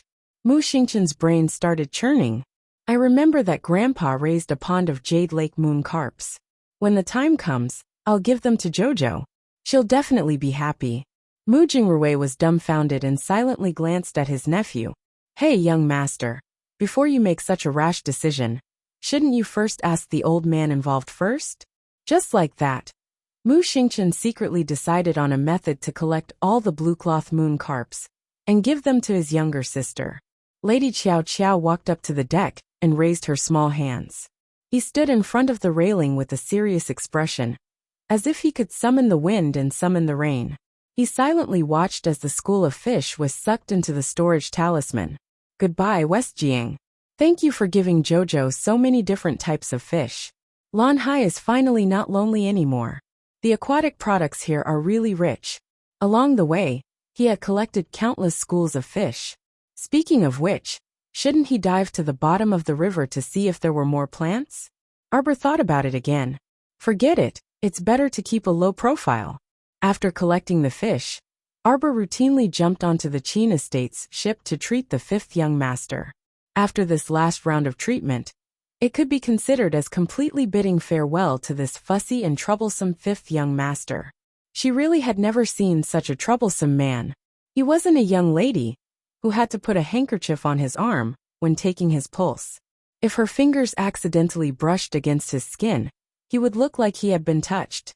He would glare angrily at her with accusatory eyes while using unpleasant words to squeeze her. If it weren't for the fact that Physician Chang continued to pay the consultation fee of 3 million, she would have flung her sleeves and left. Chapter 2496. Do whatever you want. Don't think that you can beat Sundara just because you're good-looking. She only reserved the right to beat Sundara for her dearest husband. You still want to paint me green? Fifth young Master Qin glared at Miss Qiao with a dark face, as if looking at an enemy. Bah! Arbor directly pinned him down on the bed with one finger. So long-winded. Did he think she wanted to paint him green? That green paint was expensive, and she couldn't bear to spend it all on him. Didn't he see old man Chang embezzling her remaining green paint for her? What an unappreciative fellow. The Qin family's people were all extremely disagreeable. After Miss Qiao finished checking his pulse, she directly placed a small green sandalwood box beside his pillow. 100,000 for one antidote pill. Fifth young Master Qin gnashed his teeth. Who's poisoned? If you don't remove this residual fragrance, are you waiting for it to relapse? Arbor grumpily roared. Fifth young Master Qin was also infuriated as he glared at her indignantly. The pills you sold at the bread festival a few days ago were only 10,000 to 20,000. Why did you charge me 100,000? You're an eyesore. After saying this, Arbor directly stood up and left without even looking at this man out of the corner of her eye. Fifth young Master Qin was so angry that he collapsed on the bed, unable to speak for a long time. He only felt pain in his head, in his eyes, in his ears everywhere. He was angered by this little girl. Ling Ge timidly flashed in and picked up the small green sandalwood box beside the young master's pillow to open it. A faint medicinal fragrance wafted out. Young Master Qin, it's a purple vein medicinal pill. It's really good. Ling Ge was born in an elixir patrician family, so she naturally had great judgment. After a few days of interaction, Ling Ge, this fellow, had long prostrated under Sir Jojo's aura and alchemy realm, without any moral integrity. He had truly never seen such a talented little girl. He probably couldn't find such an impressive little fellow, even if he searched their entire elixir patrician family. Even the eldest young master and physician Chang were helpless against the troublesome fragrance in the young master's body. Yet it was resolved by this little girl. Yesterday, Dr. Chang had secretly told him that the green paint that he had researched contained dozens of precious herbs. If he could develop it, perhaps in the future, his elixir shop would have another way to make money. If Jojo knew what Dr. Chang was up to, he would definitely sneer at him. Even if you studied all the herbs here, you wouldn't be able to make such a paste. After all, even if you searched the entire divine land, you won't be able to find even a drop of water from the icy pool of Peach Blossom Star. Ever since the cold pond water entered the back slope of the Peach Garden slope, it changed almost every month. At this time, the cold pond water was filled with dense spiritual energy. The coldness seeped into one's bones and penetrated one's heart. She was an expert in making medicine. It couldn't get any better. Sir Jojo walked out with his hands clasped behind his back, not caring at all whether fifth young Sir Qin was taking his medicine or not. Anyway, she had already left the food behind. It was his business whether he ate it or not. Ling Ge and Physician Chang would take care of this fussy fellow. When Physician Chang heard the news, he ran out with a smile on his face. "Thank you, miss, for saving my young master." "No need to thank me. I was only doing this for the money, so we're even now." Arbor waved his hand. These few days, the consultation fee had been rising every day. Previously, it was 2 million, but because of this young Master Qin's fussy personality, and Sir Jojo repeatedly went on strike, the fee had already risen to 7 million. Right. It was basically rising every day. The increase was very gratifying. Chapter 2497. Sir Jojo had been paid to do his job, so he requested to leave immediately after he was done. He had no intention of exchanging pleasantries with Physician Chang and the rest. Yet Physician Chang's expression was melancholy and reluctant to part. He had neglected to eat and sleep last night, studying the green paint for an entire day and night, but he could only identify 2/3 of the medicinal ingredients. This green paint should be brought back to the Qin estate and invited the various alchemists to appraise it together. "Little alchemist, looking at your direction, you should be returning to the capital. If you have time, you're welcome to visit our Qin estate." Arbor waved her small hand. "We're just settling the transaction. When we meet in the future, just pretend we don't know each other." Physician Chang, that's so melancholy. What kind of cold and indifferent personality was this? He had already pulled a long face and exchanged pleasantries like this. Woo-woo. The little alchemist still didn't want to see them. It was all Sir's fault for being fussy. He had indeed thoroughly offended this little expert these past few days. Arbor returned to her family's official ship and saw Emolien walking up to the deck. The man had come up at the right time. Seeing her return, his eyes couldn't help but light up. "Wife, you're so early today." Arbor glanced at him speechlessly. "There's actually nothing much to do today. I'll just take his pulse and feed him a poison cleansing pill." Emolien was in a foul mood. Jojo ran to the Qin estate's ship every day. Although it didn't exceed an hour every day, he was still worried. Once he thought of the Qin family's Ada and Air, he inexplicably felt stifled. This was a precise intuition. He kept feeling that these two people would do something bad. "Let's not walk so close to the Qin estate's people in the future, all right?" "Okay." Arbor nodded his small head and answered without any objections. Anyway, she didn't like the Qin family. From Qin Guilu to Omega Kotoku to this fussy fifth young master, none of them were good people. Emolien's heart cheered again when he saw her agree so quickly. He reached out and pulled her into his arms. He lowered his head and smiled at her. "Jojo, you're the best." Xiaomu nodded her small head in all seriousness and said in all seriousness, "I also think that I'm really good." Emolian hugged her and laughed. After the meal, the two of them had a good afternoon nap together. At 10 o'clock in the evening, the ship anchored at the shore. Arbor looked up and saw a checkpoint on the outskirts of sovereign capital. It was also quite large, making it look like a small town. There were many people coming and going. Many people were still lining up in front of the checkpoint, waiting to enter. After Emolian came ashore, she instructed Fang Su not to disturb the people too much, and to keep a low profile. The latter quickly walked up to the soldiers at the checkpoint, and showed them the imperial token in his hand. The other party was obviously shocked by the emperor's order, and hurriedly bowed respectfully. Upon hearing the news, the small captain at the checkpoint came over and respectfully welcomed Emolian, Xiaomu, and the others over. Nothing happened on the way there. "It's actually so peaceful." Arbor blinked curiously. The crown prince's return to the capital was such a big move that there would definitely be many forces watching. However, it was still early for them to come over from Weishi River. "There will be trouble when we get back." Emolian curled her lips in a spurious smile. After all, it took time to send a message back and forth. They hadn't even stepped into the imperial capital's territory, yet Arbor looked around curiously and quickly followed Emolian through the checkpoint. Everyone changed into a carriage pulled by a spirit stallion and headed toward the imperial capital in a low-key manner. Chapter 2498. These spirit stallions were extremely fast. About an hour later, Xiaomu lifted the curtain to take a look. She immediately caught sight of the silhouette of the tall city gate tower amidst the night fog. On the city wall hung two large black words with gold background, Long Yen. The carriage crossed the moat and came to the suspension bridge. Fang Su only showed his face, and the city guards quickly let him pass. Jojo leaned against the window, looking at everything curiously, observing the city wall that went straight into the clouds. This city gate tower has been reinforced several times before. Emolian held her little hand and said, "Just in case." Arbor knew what he meant by just in case. Although there were no corpse puppets in the divine lands, who knew?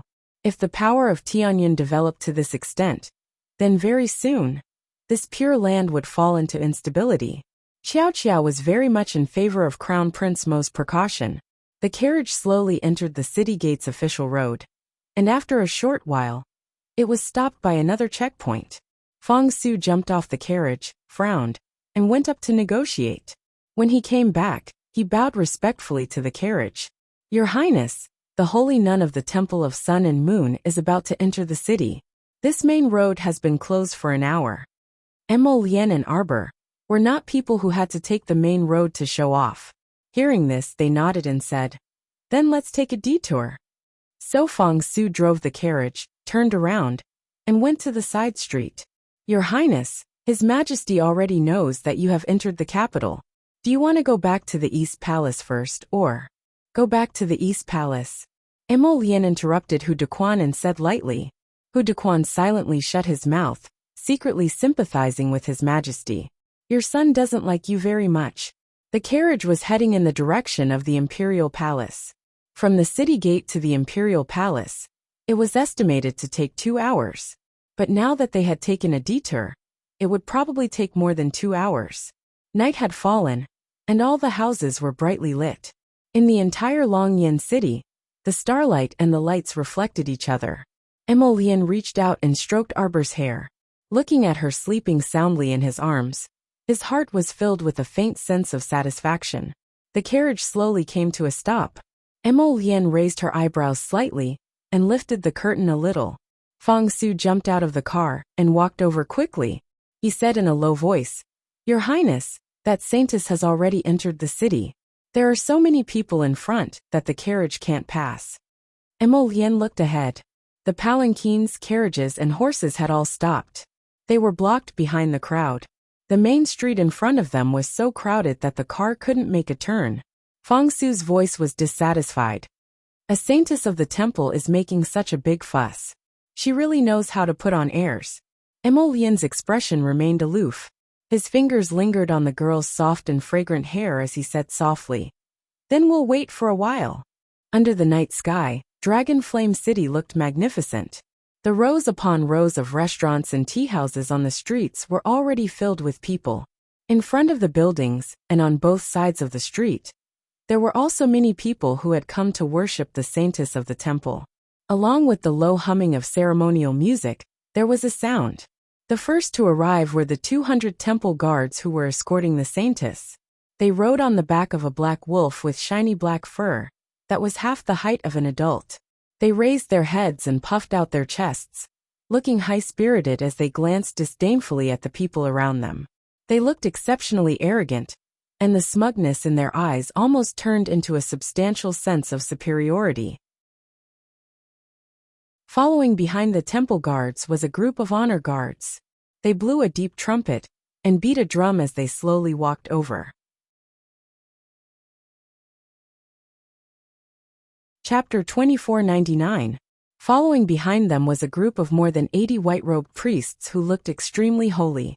Each of them held a long staff of the same size with the same engravings on it. They walked with their heads held high and their chins slightly raised, looking arrogantly at the worshippers on the side of the road. Their domineering aura was fully released that the four corners of the saintess' carriage were decorated with fist-sized pearls, and a curtain inlaid with gold and silver threads covered the body of the carriage. The crowd could only see a slender figure sitting inside. The more indistinct the figure was, the more anxious the people were.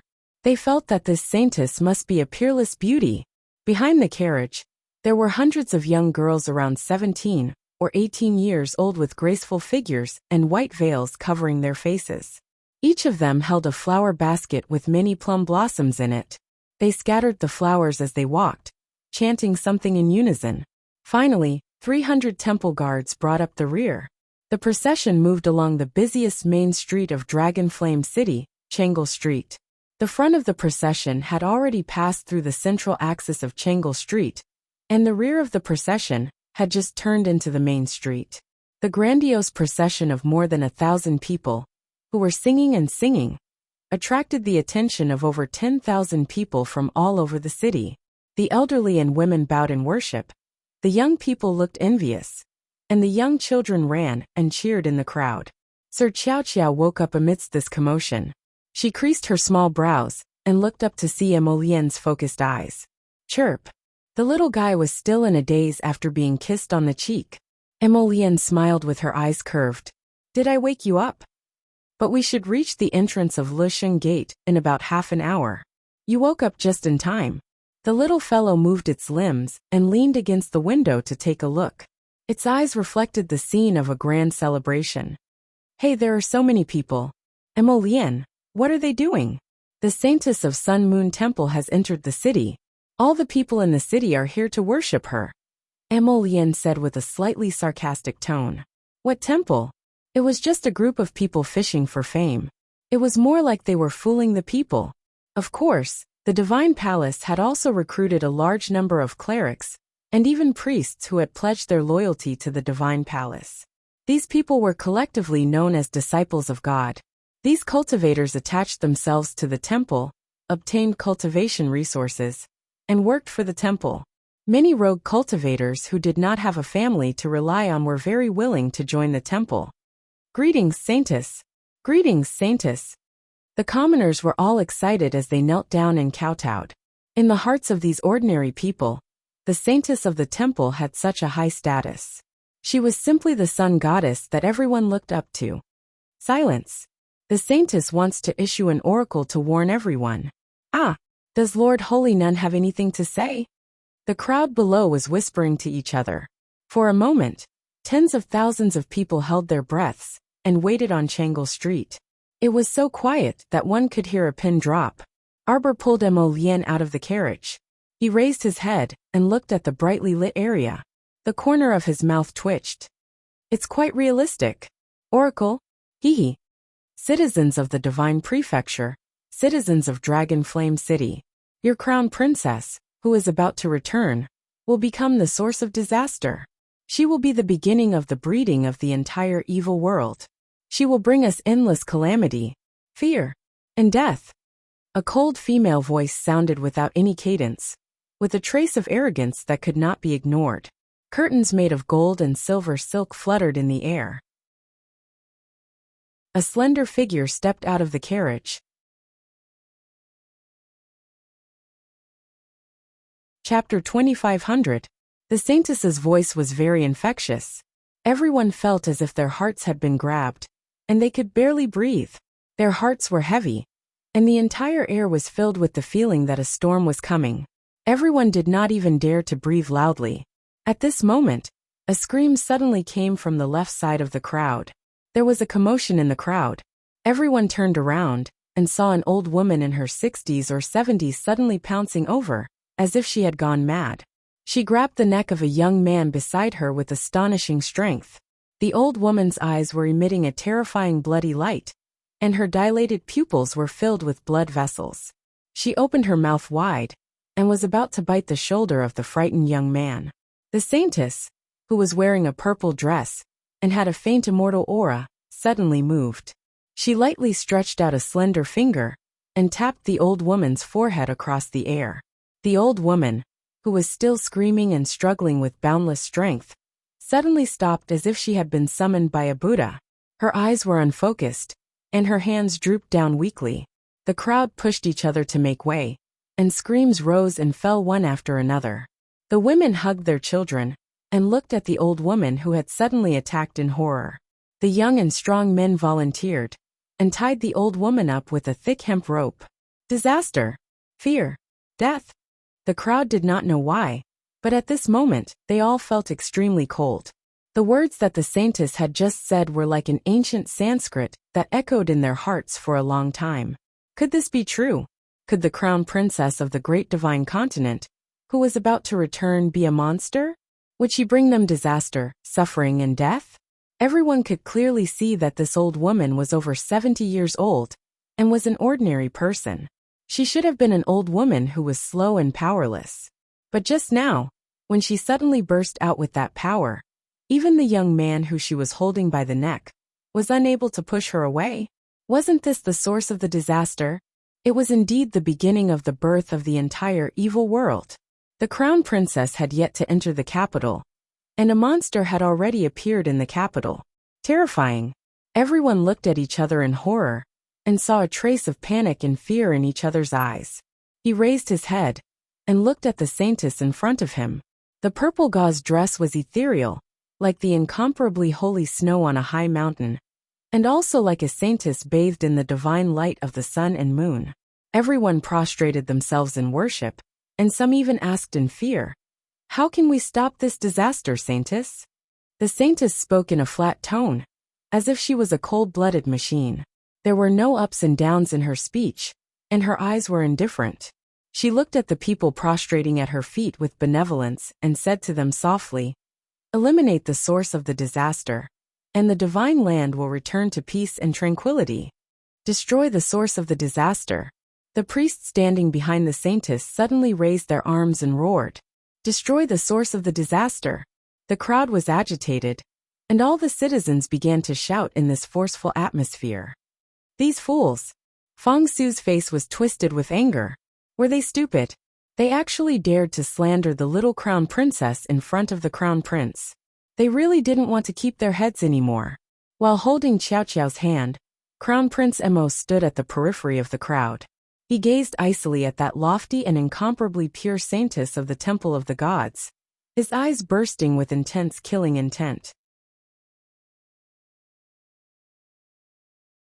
Chapter 2501. If not for Sir Jojo tightly holding on to Emolien's hand, the man who was boiling with murderous intent would have already flown over and slapped that Saintess to death. What bullshit source of disaster! It was just glib words that incited the hearts of the people. However, the majority of the people in the world were people who had no opinions of their own and were easily swayed. After being casually called out by someone, they naturally became a tool for others to use. It's more interesting to sweat this kind of fly yourself. After comforting her dear husband, Xiao Mu gazed coldly at the Saintess of the Sacred Hall, who was clustered in the center. Fong Su's face darkened as he gave a look to the dozen or so forest guards accompanying him. The latter immediately understood and stepped forward, forcefully parting the crowd in front of them. Move aside, move aside, move aside a little. The dozen or so forest guards in heavy armor roughly pushed the crowd to the sides, quickly opening a path large enough for one person to pass through. Miss Chiao's cold and beautiful face suddenly appeared in front of everyone. Following her light footsteps, the crowd involuntarily parted to the sides. There was no need for the forest guards to go forward and push.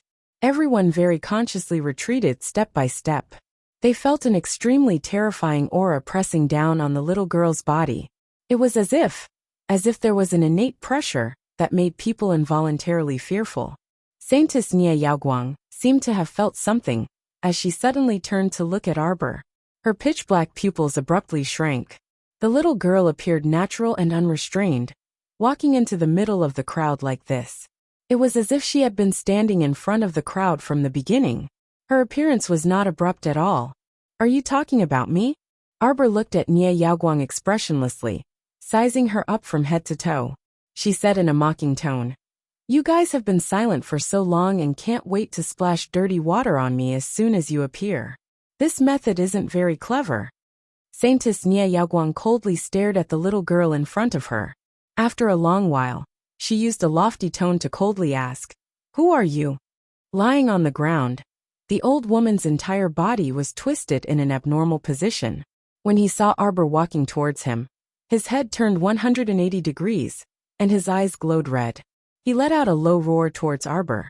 However, she was tied up with several thick hemp ropes and couldn't move for a while. Xiaomu squeezed a pair of small, fleshy hands, and a black ferrule surrounded by a faint blue flame abruptly appeared in her hand. "The Saintess of the Temple? Let me teach you how to behave." Saintess Nia Yaoguang's pupils contracted, as if this was the first time she realized that Xiaomu was actually someone who didn't play by the rules. Subsequently, her eyes narrowed deeply, and her entire body instantly tensed up as she abruptly retreated backwards. Xiaomu had already pressed forward. There was clearly no wind, but the commoners standing on both sides of the street felt as if their robes and hair were being swept by a strong wind. They only felt as if a storm was sweeping past them. Bang! Bang bang bang! The blue spiritual cleansing flame ignited and suddenly exploded in front of the crowd. The shops on both sides were instantly taken care of by the strong wind. The signboard in front of the gatehouse, the cloth sales, and even the tiles on the eaves all exploded with bang bang bang sounds.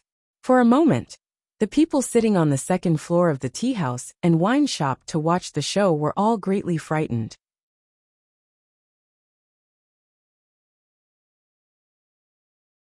Chapter 2502. Fuck.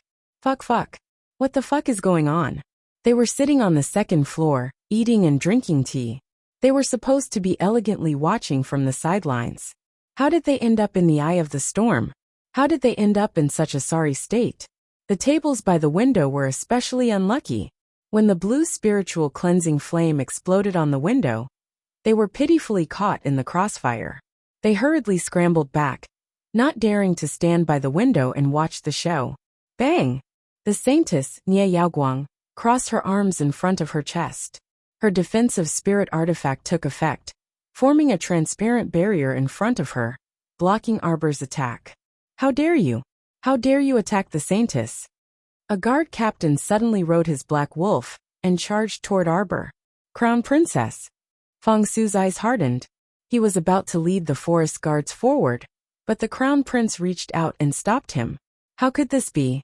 Fong Su looked with confusion at the Crown Prince, who was standing beside him with a solemn expression. With how protective the Crown Prince was of the Crown Princess, why would he stop them now? Trust her. Emolian only lightly spat out these 3 words. His gaze fell on the nimble little figure on the field. He had been following her up and down, not even glancing at the unlucky Saintess. The man's features were picturesque. When he said these 3 words in a calm tone, it inexplicably caused a sense of trust to rise in people's hearts. It was as if the Crown Princess could solve all difficulties by herself. Fong Su took a deep breath, nodded and took a step back. His eyes were still filled with curiosity. Wasn't the crown princess a genius pill master? Could it be that her cultivation was also, these are just a few flies. She can easily deal with them. Emolien's lips flashed with a faint smile. But this smile was too cold. Fong Su couldn't help but shiver when he saw it. It was over. What kind of bullshit temple was this? They had completely offended the crown prince. What should he do if he suddenly became excited? In any case, he wasn't the unlucky one. As a loyal subordinate, he only needed to follow the crown prince and watch the show. As the two people spoke, Xiaomu had already met up with that arrogant and insufferably arrogant guard captain, who was galloping toward her on his black wolf. Good timing. Arbor roared, and a figure flashed across the dark sky like a stream. She stretched out a soft little hand, and suddenly stepped on the black wolf's head. Then she grabbed the neck of the guard captain with one hand. Fast as a bolt of white silk. Even lightning couldn't compare to it. Arbor's small hand held the other person's neck tightly, and a faint cold light flashed in his eyes. He pinched him like he was pinching a little chick. His expression was disdainful, and as cold as ice. I am the source of the disaster that you speak of. The crowd was dumbfounded. He thought about the stoic-faced little girl's words and Saintess Nie Yaoguang's words. The source of the disaster? She was the source of the disaster? Ha! She was the crown princess. She was the crown princess who they had only heard of but never seen in person. The crown princess looked like she was 15 or 16 years old. She really was young, but her temper wasn't as delicate as her small body. She would explode at will and attack the people of the temple at the slightest disagreement. Heavens! Those were people of the Sun Moon Temple. Crack! That day, the head of the Sun Moon Temple guard captain was snapped in the little girl's hand. Everyone felt like they were going crazy.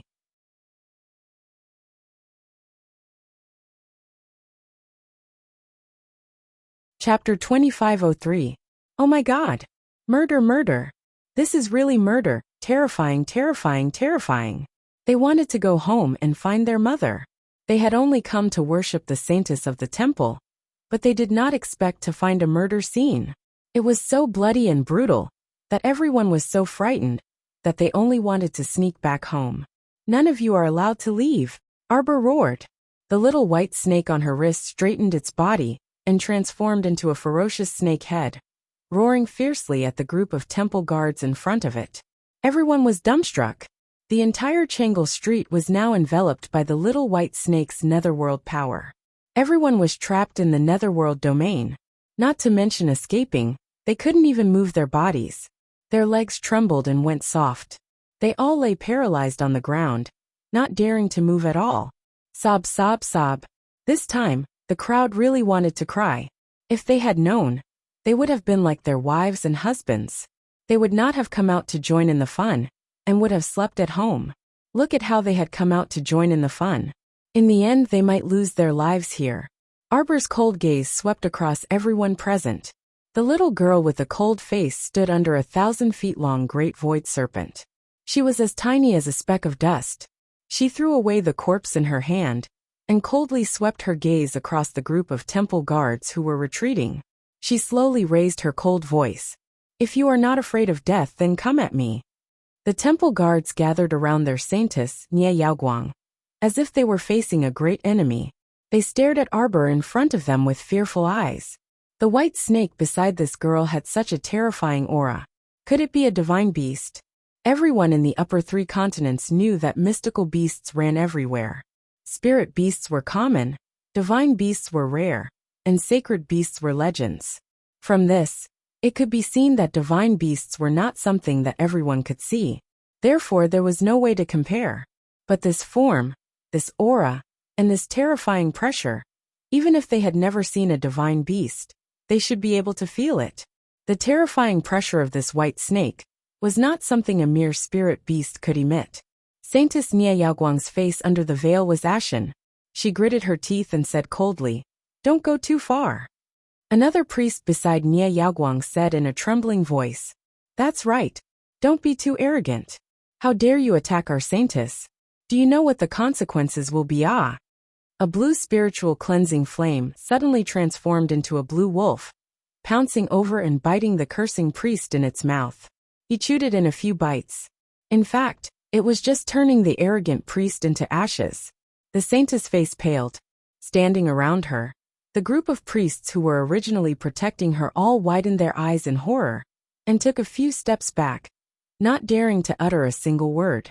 Their eyes were filled with deep fear, and their bodies were trembling nonstop. Many of these priests were just ordinary people. In the past, no matter which city they went to, they would always receive compliments and praise from everyone. When had they ever encountered such a sudden situation? So what if you are the source of disaster? Arbor's cold voice faintly rose on Changle Street. What can you do to me? Everyone's pupils constricted, and they all sucked in a breath of cold air.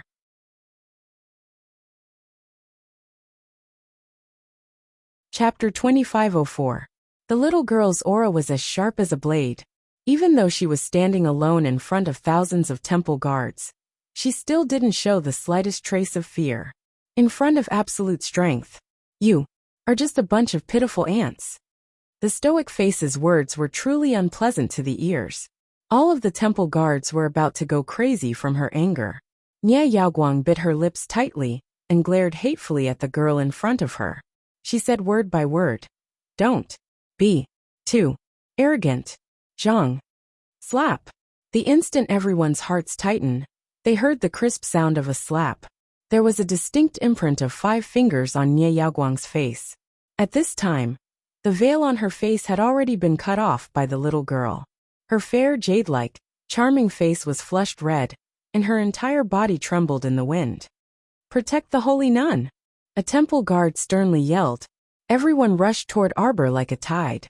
Arbor was as fast as a flash, swiftly passing through the heavily guarded temple guards. As long as she brushed past the guards who wanted to reach out to stop her, they would all be punched to the ground.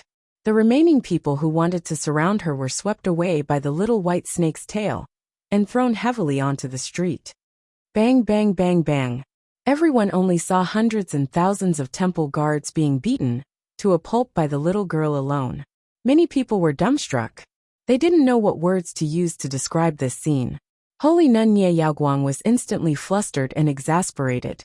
A cold light flashed across her charming face. She summoned a long sword from her conscience and jumped forward to greet the little girl. Slap! Arbor backhanded another slap to the holy nun's other cheek.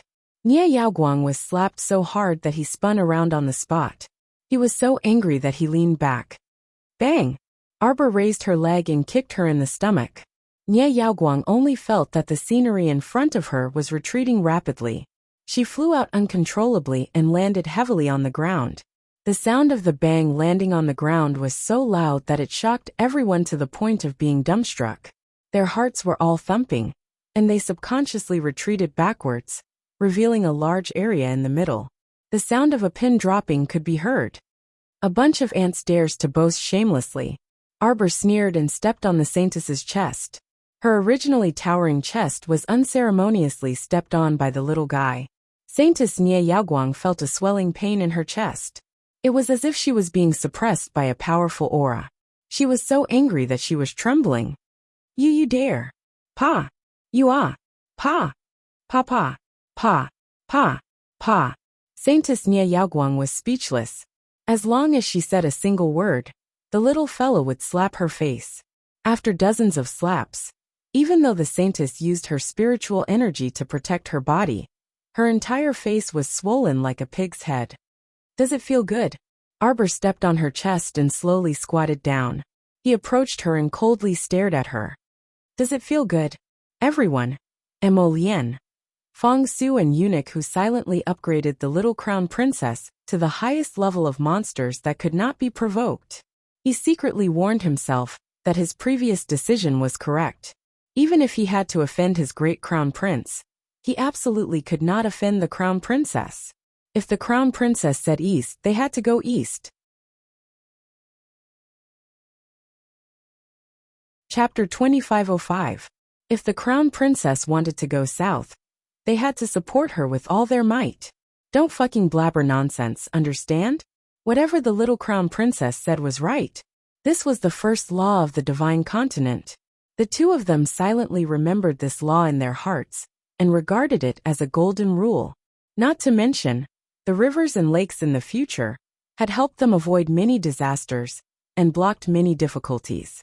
It had allowed the two of them to walk to the end and laugh at the heroes, but now, the two of them silently retreated a few steps and stood behind the crown prince. They coughed lightly and looked sympathetically at the saintess. This matter was not over yet. The little crown princess had a stomach full of anger. If she did not vent it out, it was hard to guarantee that she would not vent it on these pitiful people. So, yes, crown princess, vent your anger to your heart's content. Speak. Arbor grabbed the saintess by the collar and stared at her with a cold smile. Does it feel good? The saintess' face was red, and she was so angry that she could not stop trembling. Trembling. Her lungs should have exploded from anger at this moment. However, the little crown princess held her with an expression that said she would strangle her if she did not answer. She was the dignified saintess of the temple. She could be killed but not humiliated. You, demon, witch. Slap. Dozens of slaps were thrown over, and the saintess spat out a mouthful of blood. She was definitely angry. If I ask you a question, then answer me honestly. I hate it when people dilly-dally. Arbor picked up the saintess' head like it was trash and slammed her head heavily on the ground. That muffled sound fell heavily on everyone's heart. They thought that the saintess' head would be smashed like a watermelon by the little girl. Fortunately, the saintess used spiritual energy to protect her body. Her head did not shatter, but she lost a few teeth. Her mouth was full of blood, and her originally white face was now completely unrecognizable. Saintess, holy nun. A group of priests, together with the temple guards, wailed and wailed. They wanted to rush forward without a care for their own safety. Arbor coldly glanced at them and shouted, "Kill them!" Hiss! The little white snake's eyes flashed with anger, and it suddenly swooped down toward the ground. Its huge snake mouth sucked, and these people were like dolls in a storm.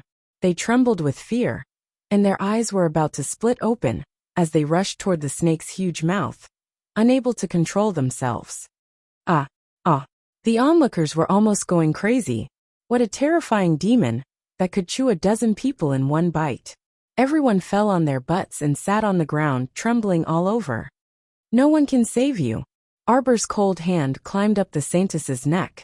The saintess, Nie Yaoguang, only felt as if a soft and cold poisonous snake had climbed onto her neck. Her entire body involuntarily shivered and curled up. Come, tell everyone. Does it feel good? Arbor's cold fingers deepened the strength on Nie Yaoguang's neck. Nie Yaoguang's tears flowed, but she still could not stop herself from nodding in fear. She stammered and let out a broken voice. It feels good. Mu Jingrui and Mu Xingchen stared dumbfoundedly at the scene before them. From the beginning to the end, it only took half an incense stick's worth of time. The little girl used this terrifying power to absolutely crush the saintess of the temple. There was simply no room for them to make a move. Chapter 2506. Arbor raised her small hand high. The huge white snake was like a burst of green smoke, curling and shrinking. It once again coiled around her wrist and fell silent. The restrictions of the nether spirit domain had clearly been removed, but the entire Changle Street was still filled with a deathly silence. A heavy pressure, like the energy released by an ancient ferocious beast, pressed down heavily on the bottom of everyone's heart. No one dared to move a single step, and no one dared to whisper a word to each other. Silence spread on Changle Street. Who dares to make trouble on Changle Street? An angry roar exploded the silence at this time, instantly rescuing everyone from the spell of deathly stillness. Finally, there were a few traces of almost inaudible gasps from the crowd, and the frightened and painful sobs of women spread out. Under the emperor's feet, Changle Street was very close to the imperial palace. It had always been a place where the imperial guard strictly checked. The person who came was a young man with slanted eyes and an aquiline nose. He led a group of soldiers and hurried over from one end of the street. When he saw the disorderly Divine Hall team, a trace of cold light immediately emerged from the bottom of his eyes. He roared at the surrounding people who didn't dare to breathe loudly. Who did this? The people in the front row were scared to death. Who dared to speak? They all shrank back a few steps, shrinking their necks and pitifully huddling together. They once again became the target of this soldier's anger. Whoosh! A blue flame whooshed and landed at the feet of the aquiline-nosed young man. The young man was shocked and subconsciously raised his feet, and shrank back 2 steps.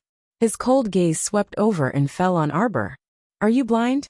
Why are you shouting at others? The aquiline-nosed young man narrowed his eyes maliciously. He sized up Arbor and coldly said, Did you do it? Did you hurt the people of the Divine Hall? How could it be? This little girl's cultivation realm looked like that of a little level 1 spirit master. How could she rely on her own strength to overturn the group of Divine Hall soldiers?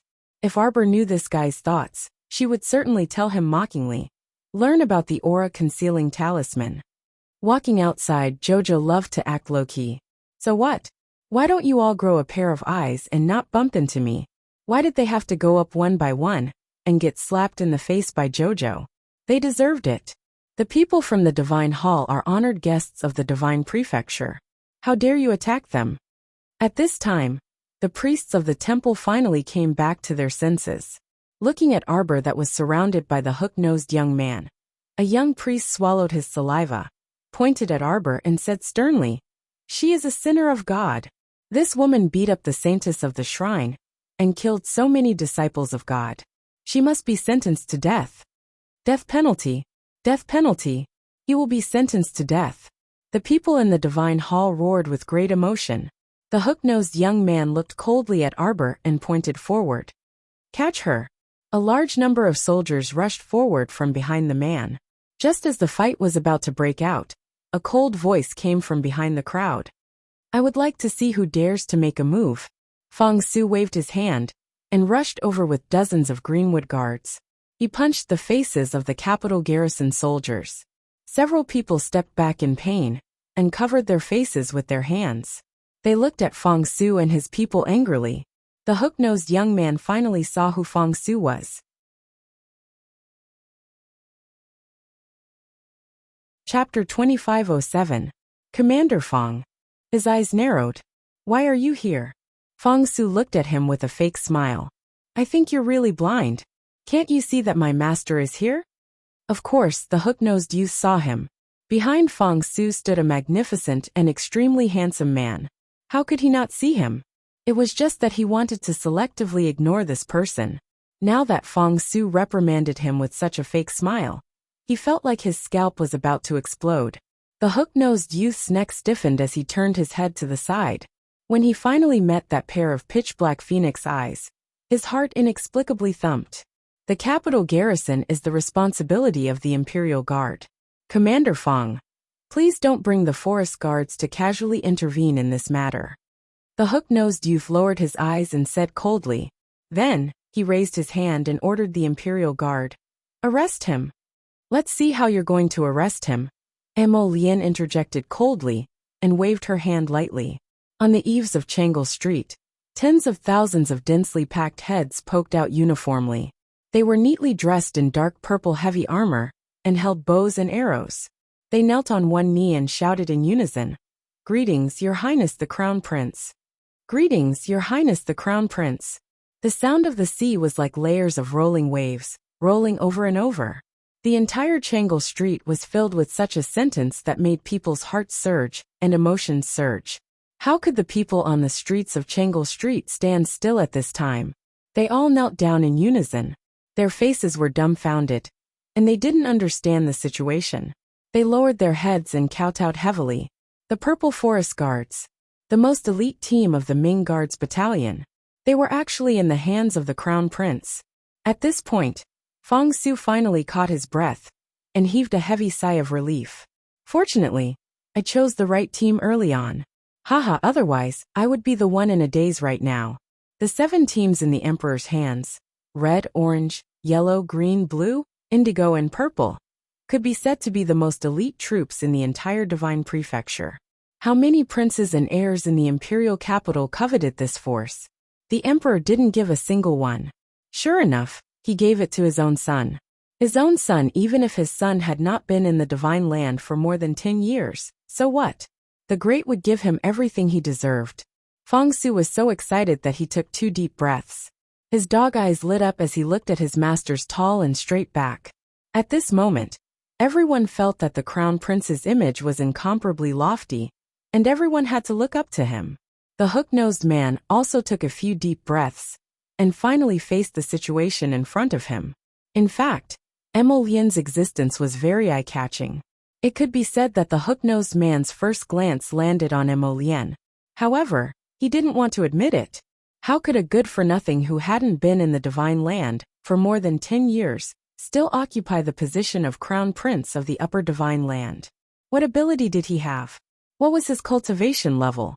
What contribution could they make to the imperial court and the people inside and outside the Divine Land? Not a single one. How could such a person become the Crown Prince as soon as he returned? However, reality proved that this person was not someone he could disown just because he wanted to. No matter how much he ignored him, the Crown Prince was the Crown Prince. No one could ignore him. The hook-nosed man raised his head and stiffly bent down slightly. He gritted his teeth and bowed. Deputy Commander of the Imperial Guard, Emo Zhuang, greets Your Highness the Crown Prince. Take him. Emollien narrowed her eyes and shouted coldly. Chapter 2508. Feng Su rushed forward with a few forest guards, grabbed Emo Zhuang's arm, and pinned him behind his back. Emo Zhuang raised his head and roared with a malicious expression. What does Your Highness Crown Prince mean? I just don't like you. Prince Mo's words made the hearts of all the commoners twitch. Take him. Beat him. These 3 words fell coldly and mercilessly. Feng Su's eyebrows twitched. He raised his arm and hurriedly grabbed Emo Zhuang's arm, slapped him in the mouth, and stuffed a pill used to seal spiritual energy into his mouth. In the next second, Feng Su kicked the hook-nosed man to the ground. Seeing that Emo Zhuang still wanted to struggle, the 2 forest guards raised their boards and pressed them down with 2 pawpaw sounds. Emo Zhuang was anxious, angry, and furious. The Imperial Guards below were even more furious and wanted to rush forward to save him.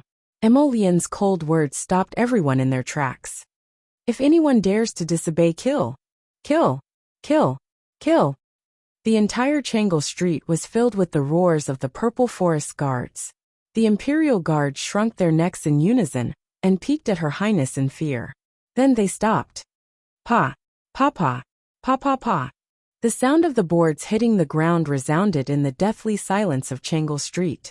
The commoners all lowered their heads and held their breaths. Even the sound of their breathing was deliberately lowered. They were really scared.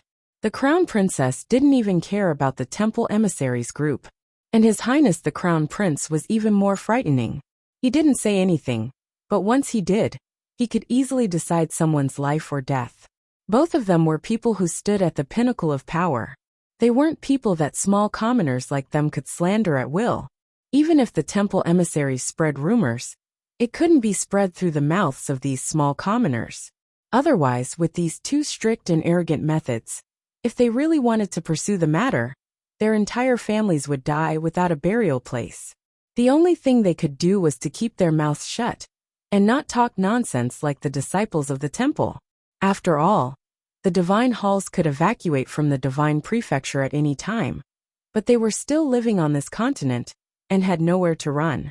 And now, there were many people kneeling on Changle Street who hated the disciples of the Sun Moon Temple for causing trouble. What bullshit source of disaster. The way they saw it, the people from the sacred palace were the source of disaster. If they hadn't spoken such nonsense and wantonly slandered Her Highness the Crown Princess, how could the Crown Princess have sealed off the entire Changle Street? How could the Crown Prince have been so furious that he had to take measures to suppress them? There were even people who had deep doubts in their eyes. This mysterious saintess had predicted that the Crown Princess, who was about to return, would be the source of disaster. Did she predict that she would be in trouble today? That she would be slapped so hard by the Crown Princess that even her parents wouldn't be able to recognize her? It seemed that she had not calculated correctly at all. What saintess of the temple? She was just bragging. The Sun Moon Temple, from top to bottom, is a group of frivolous and ignorant swindlers. Pass down my order. All the disciples of the Sun Moon Temple are to be flogged 100 times and imprisoned immediately. Don't. Please spare our lives, Your Highness. Your Highness, Your Highness, we know we were wrong. Please spare our lives, Your Highness. The disciples of the temple wailed in succession. Among these people, more than half were commoners. After 100 floggings, they were doomed to die.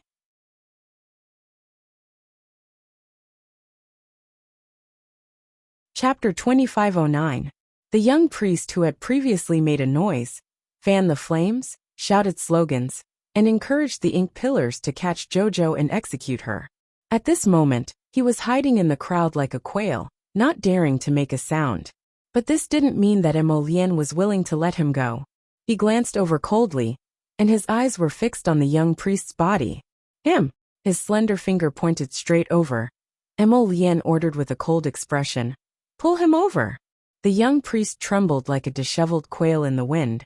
His whole body was like a sieve, trembling and trembling. When the greenwood guard's hand pressed on his body, the priest rolled to the ground, repeatedly kowtowing and shouting, Your Highness, spare me, spare me, spare me. This lowly one was just confused for a moment. Lowly one. This lowly one spoke without thinking, offending the crown princess. This lowly one is willing to apologize to the crown princess. As he spoke, he scrambled to Arbor, wailing miserably, Crown princess, spare me, crown princess. This lowly one is just an insignificant nobody.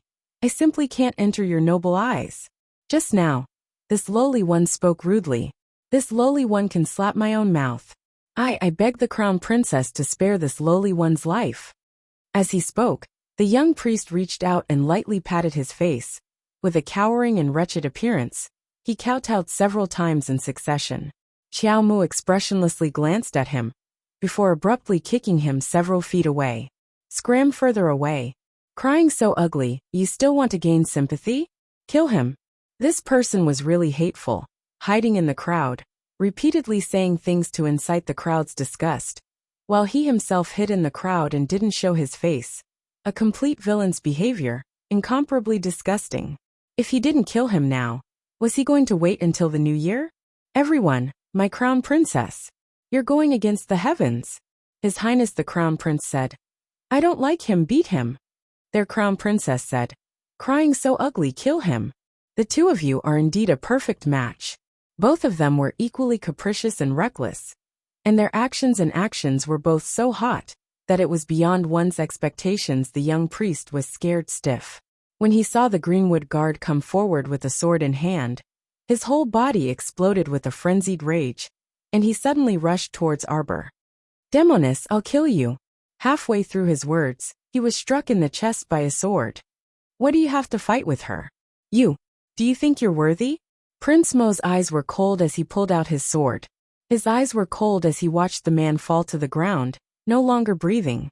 He took a step forward, and tightly grasped Arbor's slightly cold hand. A fierce look flashed across his eyes as he said coldly, Everyone look clearly. This is the consequence of slandering, and slandering my crown princess. Drag him away. Hang this person on the city gate tower. Flog the corpse for 3 days and 3 nights. Grind the bones and scatter the ashes. And don't let them enter the coffin. Pass down the imperial edict and warn everyone. If there are any more slanderers, their entire families will be executed. No one will be spared. Prince Mo's cold and deep voice reverberated through Changle Street, causing the Greenwood Guard to bow his head. The entire city's citizens prostrated themselves on the ground in fear. Your Highness the Crown Prince, please calm down. Your Highness the Crown Prince, please calm down. Although the little girl was expressionless on the surface, her heart was definitely cold. Even a pair of small hands could be this cold. Emolien's heart ached, and he tightly held her small hands. It's him, it's all his fault. She encountered such a vexing matter as soon as she entered the capital. He was furious, and layers of killing intent flashed in the depths of his eyes.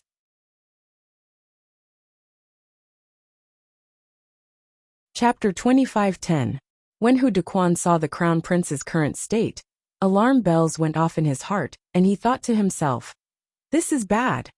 He had seen this kind of expression many times on the Emperor's face. It had to be said that the father and son were really like each other. Some of their subtle movements and expressions when they were angry were almost exactly the same. Naturally, he could not kill all the people of the Sun Moon Temple. The Crown Prince could punish them or kill some of them. It did not matter. After all, they had really slandered the Crown Princess. Could the Crown Prince not be angry? But if he killed all of them, then even if he was in the right, it would become unreasonable. After all, the Sun Moon Temple had come to Dragon Flame City to preach in the name of developing believers. Before this, they had naturally signed some treaties with the Emperor and made some concessions, which had benefited the people of the Divine Prefecture. But now, if the Holy Nun and the others were all killed as soon as they entered the capital, the Sun Moon Temple could use this as an excuse to make trouble. The temple's power was so great that it spread all over the 3 states. Although the Divine Prefecture was not afraid of them, if they really fought, it would really be a headache. Eunuch, who was so anxious that he scratched his ears and cheeks. He cupped his fists and secretly bowed to Arbor, begging her to persuade the Crown Prince. Arbor glanced at him and gently tugged at Emolien's hand. "Let me handle it, okay?" "Okay." Crown Prince Emo naturally wanted to do everything possible. If he could make Xiaoqiao's mood improve, he would do anything she wanted him to do. Arbor took a few steps forward and looked coldly at the Holy Nun, who was prostrating on the ground. The Holy Nun's hair was disheveled and her face was red. She did not look like the Snow Mountain goddess from before. Now, she was so miserable that she looked like a beggar on the side of the road, prostrating herself in front of a high and mighty girl. Her eyes were red with hatred, and her fingernails dug into her palms. "Did Tianyan ask you to do it?" "It doesn't seem like it." Tianyan's style of doing things should not be so reckless. After several dealings, Tianyan had always given her the impression that he would plan before acting. It was very difficult for him to do such a brainless thing. "You did this on your own, didn't you? You think you can step on me? I didn't expect that the one who was really stepped on was you." Arbor looked at her coldly. "If there's a chance, tell your master. I'm Arbor. I'm back. Come back, come back, come back." The Saintess held her breath, and her entire body trembled uncontrollably. Everyone only felt that these 3 words, Crown Princess, seemed to be lingering in their hearts. With a lingering charm, she said calmly, "No one in this world can stop me from moving forward." "You can't, he can't." "Heavens, no way. Not even the gods and Buddhas." The little stoic was expressionless, and her chilly voice reverberated throughout Changle Avenue, striking directly at people's hearts. "I once told myself that I would return to the Divine Land no matter if it was my home or not. This day has come so quickly. I know that many of you are afraid, trembling in fear. But today, I'm going to tell you. It's useless. Whatever I, Arbor, want to do, no matter how difficult and dangerous the future is, no matter how long and rugged the road is, I will definitely do it. I'm back. All the people who tried to stop me, all the arrogant people, will pay the price in blood for what you have done."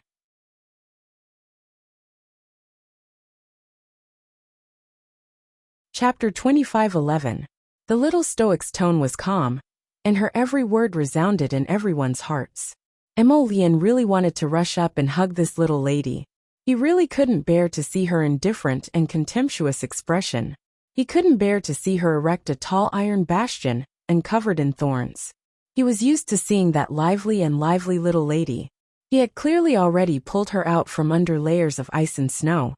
This child in front of him was too heart-wrenching. He clenched his fists tightly, and his back stiffened and didn't move. However, he hated the Sun Moon Temple to the bone in his heart.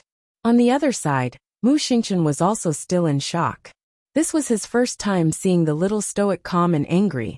Her joy, anger, sorrow, and joy seemed to be completely buried under that expressionless stoic face in that instant. Before this, regardless of whether she was angry or happy, she had a different expression. Even when she roared at him, "Who is she to you?" her expression also fluctuated. But now Mu Xingqian only felt his heart sink, and there was some pain in the tip of his heart. What kind of torment and sorrow would create this kind of girl?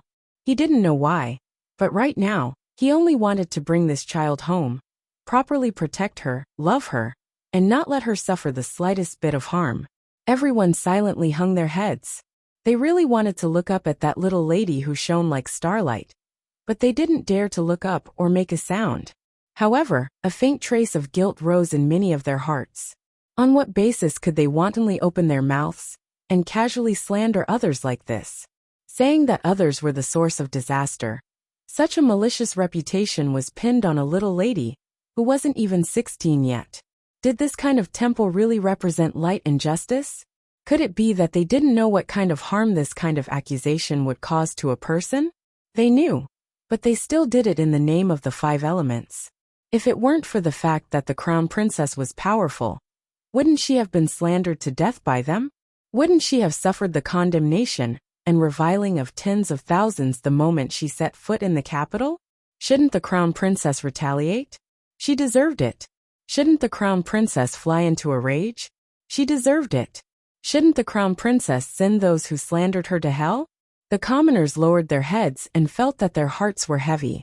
It was unbearable. Doesn't the Sun Moon Temple represent the gods? Arbor raised his hand coldly. 5 thunder spirit talismans jumped on his fingertips, flashing with a faint blue light. Since you're a god's disciple, you're blessed by the heavens. Naturally, you're not afraid of heavenly punishment. Arbor stared coldly at the holy nun who was prostrating at her feet. Hu Dequan opened his mouth. He wanted to cry but had no tears. He had a feeling that what the crown princess was going to do next would be extremely frightening. He was wrong. He shouldn't have begged the little crown princess to plead with the crown prince. The little crown princess's heart was not any softer than the crown prince's. You, what are you doing? The saintess angrily shouted. She was also shocked. She raised her head to look at the talisman flowing between the little girl's fingers, and a faint trace of fear appeared in her eyes. At least until just now, she was still very certain that the crown prince and his people wouldn't dare to kill her. But now, when she saw the young crown prince consort's inhumane gaze, she suddenly felt a bit uncertain. She was afraid. Her voice trembled as she stepped back. You don't act recklessly.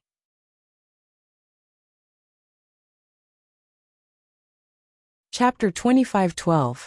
Are our Sun Moon Temple's forces in the 3 provinces? No, it's not like what you see. Oui, scared? The little girl asked aloofly.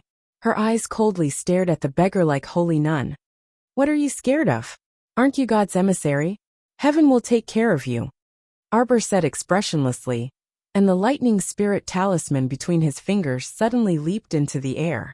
Don't worry, you will be with heaven. We will definitely endure heaven's punishment. Because you are God's emissaries, heaven's beloved children, the little stoic said with a smirk. Mu Jingrui shuddered when he saw this. He kept feeling that his little niece had intentions of developing in the direction of a pervert. Her gaze and tone were so calm that it made one's hair stand on end. Ah, don't. The holy nun shrieked while trembling all over. Boom! A bolt of spirit lightning struck the crowd and immediately exploded, causing several people to vomit blood and faint. The temple's people were instantly thrown into chaos. No one cared about each other anymore. Who didn't freaking want to save their lives? They all fled in all directions. Kill whoever dares to run, the crown prince said coldly. The arrows hit the fleeing temple's people one after another, and the flurry of arrows forced the temple's people back into the center of the circle as expected. Not a single arrow landed on the commoners. Although the commoners were scared half to death, they quickly discovered that the Purple Forest Guard's archery skills were very valiant, and their hearts calmed down slightly. They didn't dare to move or speak. They only dared to lie down like this, not even daring to breathe heavily. Arbor said coldly, Don't worry. After the 9 bolts of spirit lightning, I will let you off regardless of whether you die or not. After all, even heavenly law wants to spare your lives. I, Arbor, naturally have to give face to it. After the little stoic said this coldly, she walked to the side and looked at the people who were struck by the spirit lightning. Hu Dequan had long been so scared that his head was drenched in cold sweat. When the cold wind blew, he only felt his sweat sticking to his clothes and shivering from the cold. The crown princess wanted them dead. The crown princess wanted everyone from the Temple of Light dead. These 2 edicts entered Hu Dequan's mind, causing him to tremble all over. He secretly glanced at the crown princess. He still didn't understand this young crown prince consort. All those who tried to hurt her and wanted her to die a horrible death would suffer her wrath. The crown princess would seek revenge on the spot. There was simply no room for them to breathe.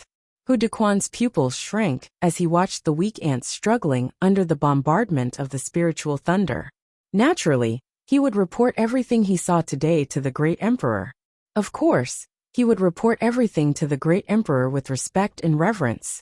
Presumably, the great emperor would also begin to value this person's existence. Was this really the crown princess, who had a low cultivation and family background, and was hard to be recognized by the great emperor? The crown princess, who stirred up a storm as soon as she entered the capital, didn't know that this old eunuch by the great emperor's side had developed a deep reverence for her, and didn't dare to harbor any other intentions. As for Feng Su, who had long steadied his stance, he heaved a sigh of relief and patted his chest heavily. Thank goodness, I chose my side quickly and steadily. I really have to say, I'm wise. I knew that those who opposed this black-hearted couple wouldn't have a good ending.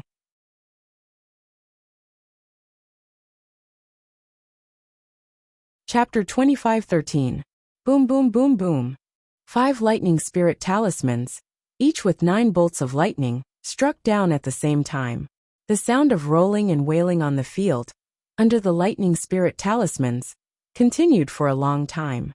These 5 lightning spirit talismans finally eliminated nearly 200 temple guards, and that group of priests who were full of nonsense also met with great misfortune.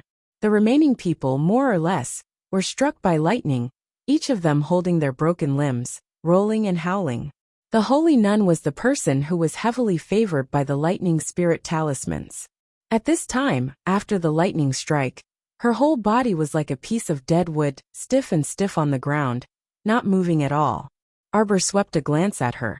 Seeing that she was on the verge of death, her gaze indifferently moved away from her body. Turning around, her brows indifferently looked in front, and her calm voice coldly said, "Let's go." Hu Dequan trembled as he took 2 steps to the side, his head hung low. Emolian rushed forward 2 steps, and tightly grasped her ice-cold, bone-chilling little hand. Arbor's eyes were slightly bitter.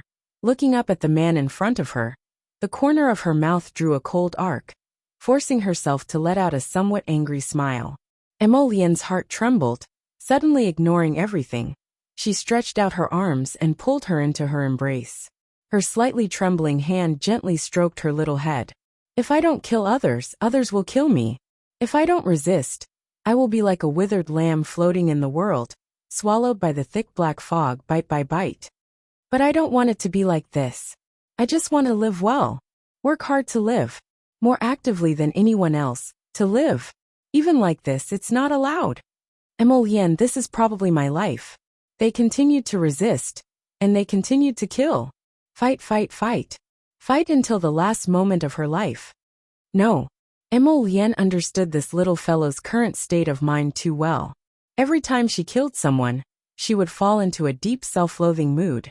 She obviously didn't want to kill people, but in this world, there was always a group of people who didn't want her to live well. These people, what did they have to do with her? Did they know her? He didn't know him at all. What kind of enmity and hatred could motivate these people to make her bear the heavy crime of being a sinner for all eternity? If she was powerless to resist and turn the tables today, if this accusation were to spread across the entire divine land, what would the result be? Would she have a good ending? She just wanted to live a beautiful life with her lotus. Who was it to do anything to her? She did not want to become a little monster with thorns all over her body that would stab anyone she saw. But there was nothing at all. Why did they refuse to let her go? She did not want to be sick, but she was always forced to be sick. Since that was the case, she would fight to the death. If 1 came, she would kill 1. If 10 came, she would kill 10. If anyone wanted to make life difficult for her, she would make life difficult for them. Her entire family. Even if the entire world is your enemy, I will still be with you. Even if I have to give up the entire world, I am willing to do so. What does all living things have to do with me? I won't let go. I'm holding on to you. And I swear I won't let go in this lifetime. Emolian tightly grasped her small hand, looking deeply at her with an abnormally resolute gaze. The little girl's tense emotions finally relaxed. Because of the warmth that poured into her heart, because of her lotus. She burrowed her head into his embrace and acted like a spoiled child in his embrace. The little stoic face finally crumbled and was replaced by soft sobs that also broke his heart.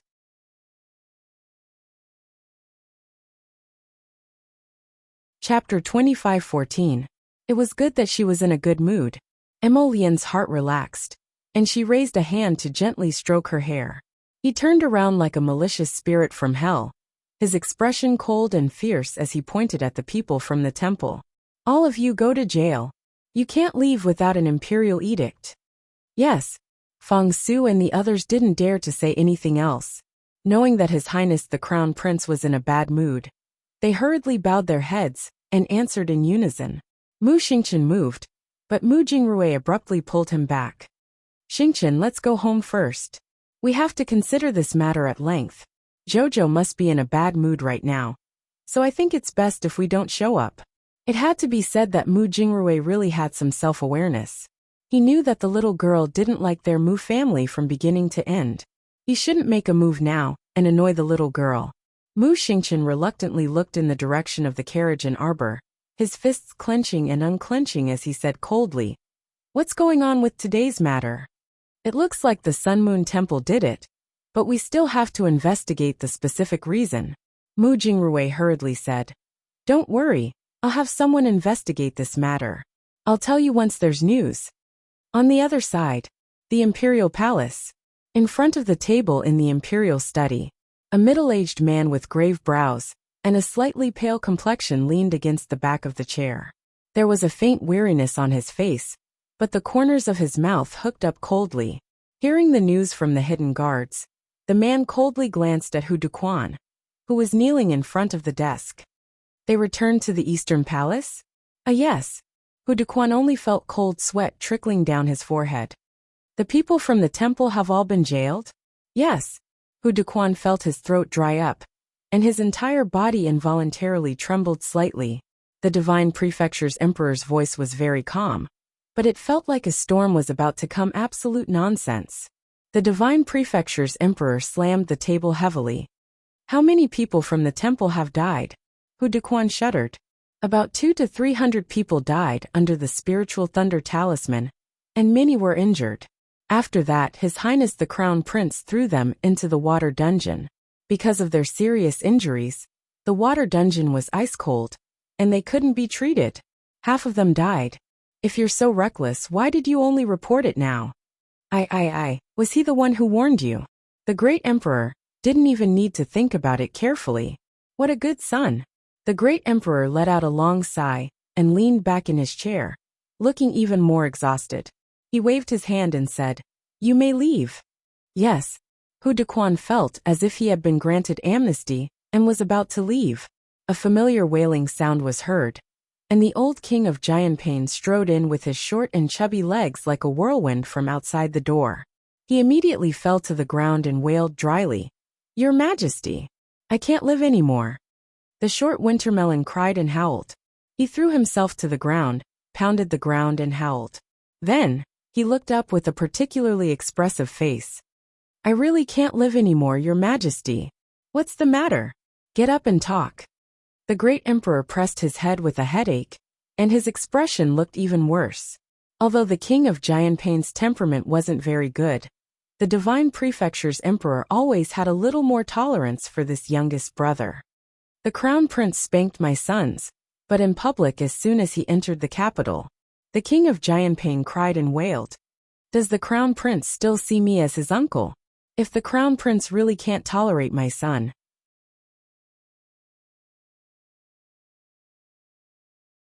Chapter 25:15.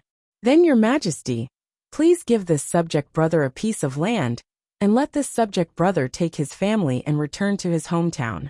Sob, sob, sob, sob. The old king of Jianping was sobbing. The Divine Prefecture Emperor was a little embarrassed. Naturally, he already knew that his son had beaten up the eldest son of the king of Jianping, Mo Zhuang. Now that the king of Jianping was crying in front of him, he couldn't pretend to be deaf and mute. Cough.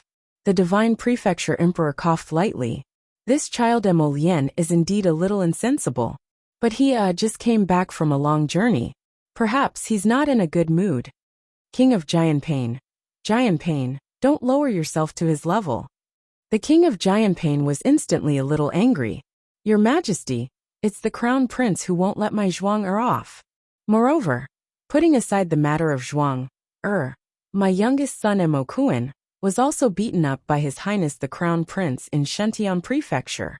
Your Majesty, I really want to ask, what kind of grudge does the Crown Prince have with his biological uncle? Why does he like to beat up my son whenever he sees him? The Divine Prefecture Emperor. Your Majesty, you must seek justice for this subject brother. The King of Jianpain was sobbing as he sat on the ground and wiped his tears sadly. The Divine Prefecture Emperor's head hurt terribly. He flicked his sleeves and called, Hu Dequan. Eunuch who immediately trotted into the imperial study and bowed respectfully.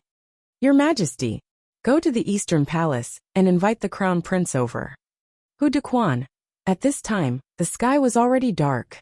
If he went to the Eastern Palace to invite His Highness the Crown Prince, would he be beaten out of there? The Divine Prefecture Emperor saw Hu Dequan standing there in a daze and couldn't help but say angrily, Why aren't you going? Eunuch who shuddered and hurriedly agreed. He didn't dare to hesitate, and used his spirit energy to fly all the way to the Eastern Palace. Today Emolien and Arbor had just moved in, and the entire Eastern Palace was still busy. The master of the palace had not returned for more than 10 years. Although the Eastern Palace was cleaned every day, it still lacked the aura of a master. Now that their master had finally returned, and brought the Crown Prince Consort with him, the Eastern Palace suddenly had 2 masters living in it. Just arranging the manpower to tidy up the Crown Prince Consorts and Crown Prince Consort's sleeping quarters made everyone extremely busy. When Hu Dequan walked in, the entire Eastern Palace was still brightly lit. Zhao Tengdong, who was in charge of the internal affairs of the Eastern Palace, was still busy shouting with his bulging belly. Aunt Jing stood to the side with a solemn and dignified expression, occasionally exchanging a few words with the little palace maids who came to report. When the 2 of them saw Hu Dequan running in, they were slightly stunned. Zhao Tengdong stepped forward and said with a smile, Eunuch Hu, what's the matter? Go, go, go. What could I possibly want from you? Quick, go and invite His Highness. His Majesty has summoned him. Zhao Tengdong hurriedly asked, What happened? Why did the great emperor summon me? Hu Dequan wanted to be on good terms with the Crown Prince, so he quickly said in a low voice, The Duke of Jianpain has complained to the great emperor. Your Highness. Zhao Tengdong walked to the door of the sleeping quarters and bowed. The great emperor has summoned you. Hu Dequan, go back and tell him that as long as he doesn't acknowledge me as his wife, I don't want to see him for even a day. Scram. Hu Dequan, what should he do? If the old great king of the Mo Kingdom's personal eunuch, Gong Chang'an, was here, he would definitely laugh at him and pat him on the shoulder. He would say sympathetically, It's not like our crown prince has only been willful for a day or 2. Just bear with it.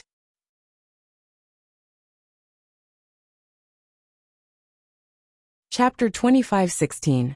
This servant is Kaixiu. Kaichi. Greetings to the crown princess. 2 delicate palace maids around the age of 18 or 19 bowed to Arbor, their attitudes extremely respectful. The young crown princess was currently drooping her small head, listlessly half lying on the red jade brocade couch. The crown prince was currently sitting by her side. Ever since they'd just returned, they'd heard His Highness the Crown Prince continuously teasing and talking to her. One moment, he'd give her this food, and the next moment, he'd use that food to coax her. This treasure was extremely rare. The way their masters interacted with each other made the 2 palace maids feel a bit surprised. For some reason, they felt as if their roles had been switched. Why was it His Highness the Crown Prince who was rushing to coax this young crown princess? This was because in their 3 continents, the existence of women was definitely weaker than men. This kind of situation would be even more vivid among cultivators. There was no other reason. On the divine continent, male cultivators were generally stronger than female cultivators. Even the heavens were 100 times harsher towards female cultivators than male cultivators. When cultivators broke through the final checkpoint of the spirit realm and ascended to the deity realm, the success rate of female cultivators in the 5 spirits reincarnation trial was only 1% of male cultivators. This established the irreversible supreme status of male cultivators in the 3 continents. Unless it was a few noble ladies from large aristocratic families or women at the peak of power, when they ascended to the spirit realm, they could rely on all kinds of magic treasures, spirit artifacts, or divine artifacts that their families found to maximize their own ascension rate. If it was an ordinary female rogue cultivator, or a woman from a small family, then sorry, these people would face thousands of dangers in their advancement. If they were not careful, they would probably end up with their bodies and souls destroyed. As a result, in the divine continent, female cultivators who could reach the deity realm were extremely rare compared to men. Many female cultivators, because they cherished their lives, would forever stop at the peak of the 15th level of Great Spirit Master Realm. There were also quite a few people who existed. Because of this fear, a trace of a crack appeared in their hearts of cultivation. As they grew older, this feeling of not daring would spread throughout their entire bloodline. In the end, this group of people would sink into depression, never daring to take even half a step forward. Many women from small clans, if their talents were not bad, would be taken away by their clans to exchange for some resources and provide them to male cultivators as cultivation furnaces. They had no right to refuse. The family groomed you, and now they want to use you. What right do you have to refuse? This was the sorrow of the women of the small forces in the upper 3 continents. Therefore, it was already a very lucky thing for weak girls like Kai Xiao and Kai Chi to be sent to the imperial palace by their families and obtain a lifetime of peace. As long as the 2 of them served their masters well in the palace, worked hard to maintain a correct attitude, and did not make any mistakes, then the 2 of them would be able to survive until they left the palace. They would receive a sum of severance pay from the palace, and when they returned to their hometown, they would be able to buy a few mu of land and hire a long-term worker to farm. There was an 80% chance that they would be able to live out their remaining years in comfort. As for Kai Xiao and Kai Chi, they were both extremely dutiful and honest palace maids. Ever since they entered the door, the 2 of them did not dare to look around. They only respectfully saluted and stood to the side. When Arbor heard the sound, his eyelids only slightly lifted. He then waved his hand and said, "You may leave." Kai Chi and Kai Xiao glanced at each other. They did not understand their master's intentions, but they also did not dare to make wild guesses. They hurriedly lowered their bodies and slowly retreated out of the door.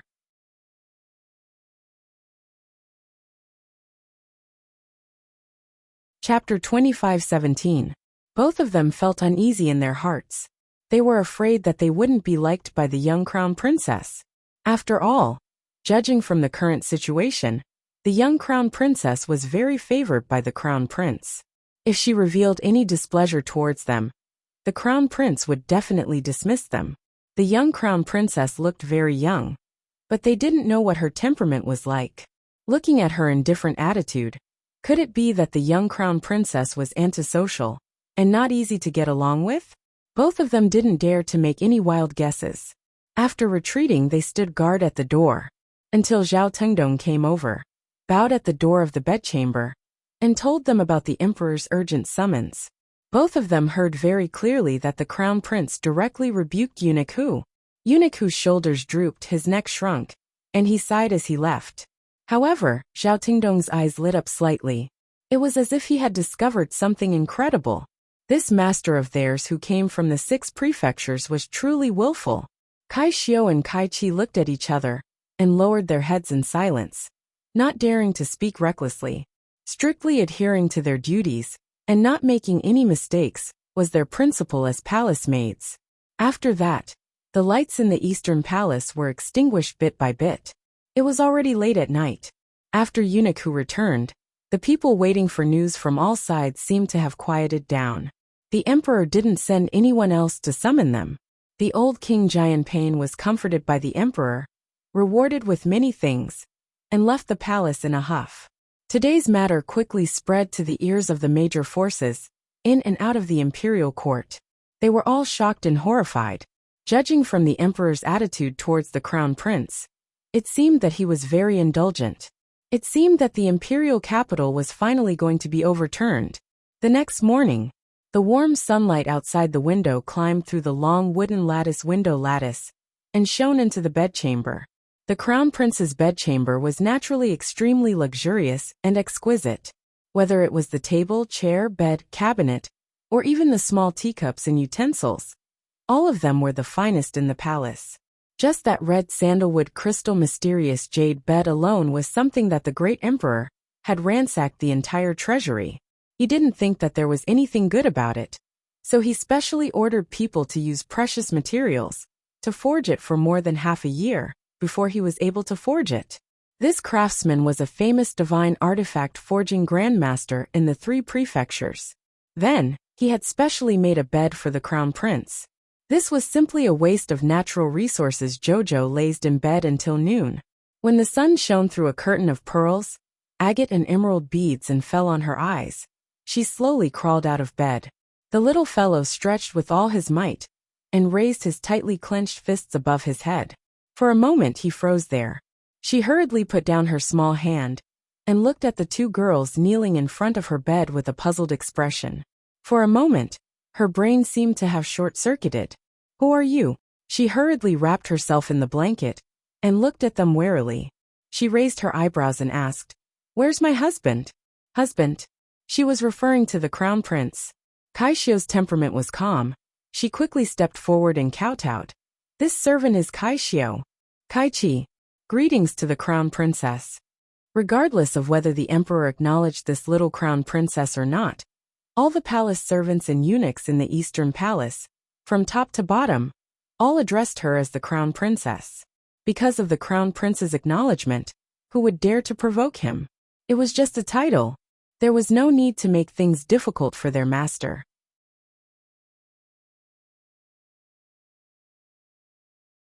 Chapter 25:18. The little fellow's short-circuited brain was somewhat connected. Kaichi Kaixio. She seemed to have heard this name yesterday, but when the other people introduced themselves, she was not in a good mood and was too lazy to respond to them. "You 2 are palace maids from the Eastern Palace, right?" "Yes." Saishio slightly breathed a sigh of relief and hurriedly said respectfully, "This servant and Saichi were assigned by Aunt Jing to serve the crown princess's daily life as personal palace maids. If the crown princess feels that us 2 are not enough, or if you have any other requests, you can directly tell Aunt Jing." At that time, "Oh, there's no need." Arbor waved her little wrist. She was not a particular person. 2 palace maids were already too much to serve her, so why would she ask for more people? "Yes." Kaixio breathed a sigh of relief again. She was actually quite afraid that this little crown princess would look down on them and casually ask them to scram. In any case, there were plenty of palace maids in the imperial palace. Even if the crown princess did not like this batch, with her status, she could recruit another batch of palace maids at any time. There were plenty of various small families and aristocratic families who racked their brains to send their daughters into the imperial palace. Kaixio's temperament was calm, and her words were dull. She was very afraid that her master would not like her. But looking at the current situation, she was afraid that she had already passed the first hurdle. Kaichi's temperament was more lively. Seeing this, she hurriedly said with a smile, "Crown Princess, let us servants serve you to wash up." Arbor blinked. "Where's my husband?"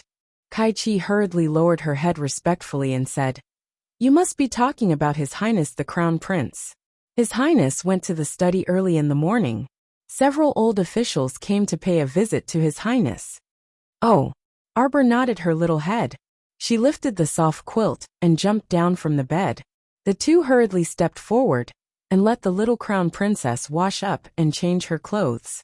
However, the little crown princess didn't need their help. She did everything on her own. Seeing this, the 2 girls heaved a sigh of relief. They were afraid that their master would be fussy and difficult to serve. However, from the looks of it, although the little crown princess's personality was a bit cold, and she didn't speak much, She was very kind to the two servants and didn't put on any airs of a master. Crown Princess, what kind of hairstyle do you like? Let's do it in a simple and relaxed way. The young Crown Prince Consort sat in front of the dressing mirror.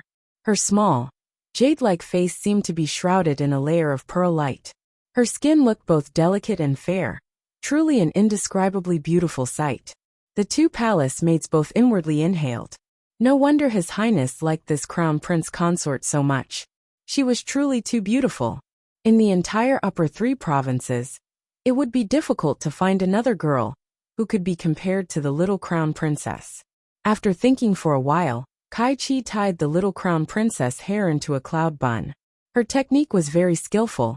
Moreover, it wasn't the cloud bun that followed the trend. She made some small improvements to this bun. Because the little Crown Princess was too young, her long hair looked a bit old-fashioned when she tied it up.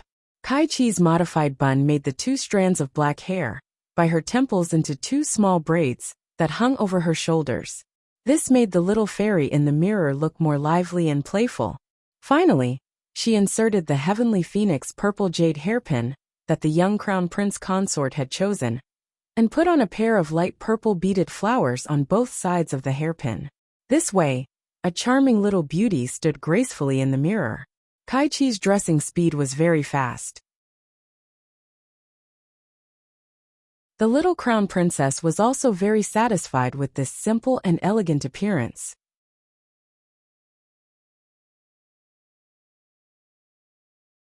Chapter 25:19.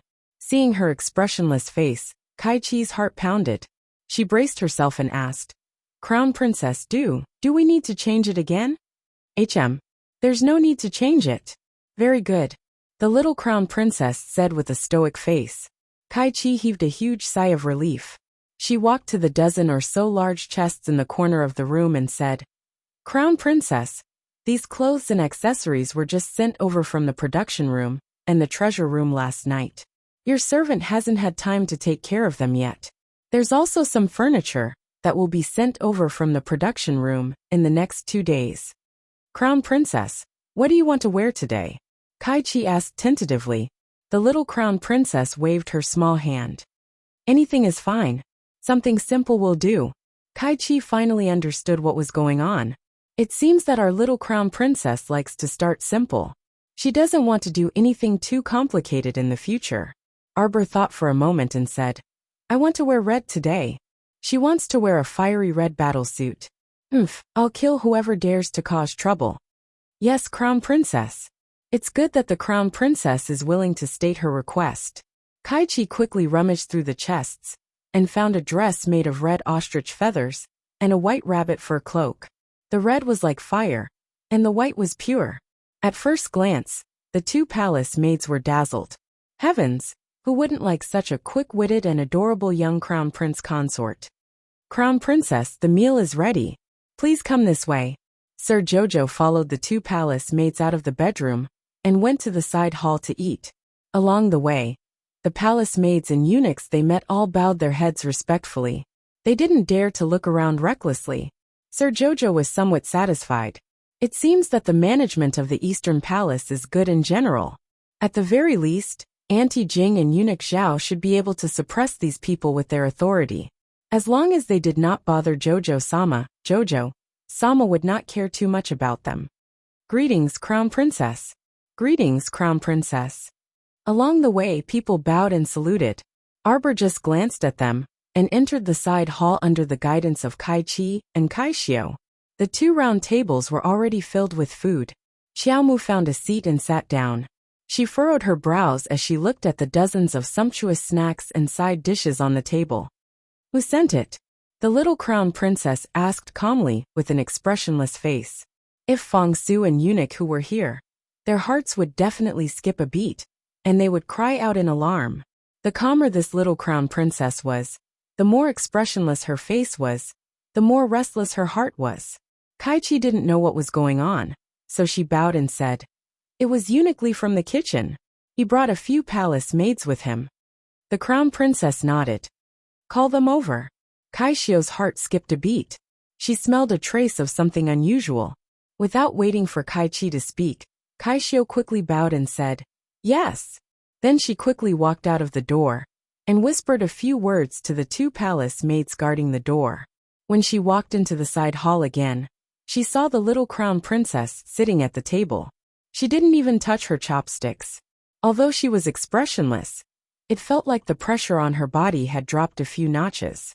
The two palace maids lowered their heads obediently and didn't dare to speak. They just stood behind the little crown princess. After a quarter of an hour, the palace maids outside the door came in to report that Eunuch Lee from the kitchen had brought people over.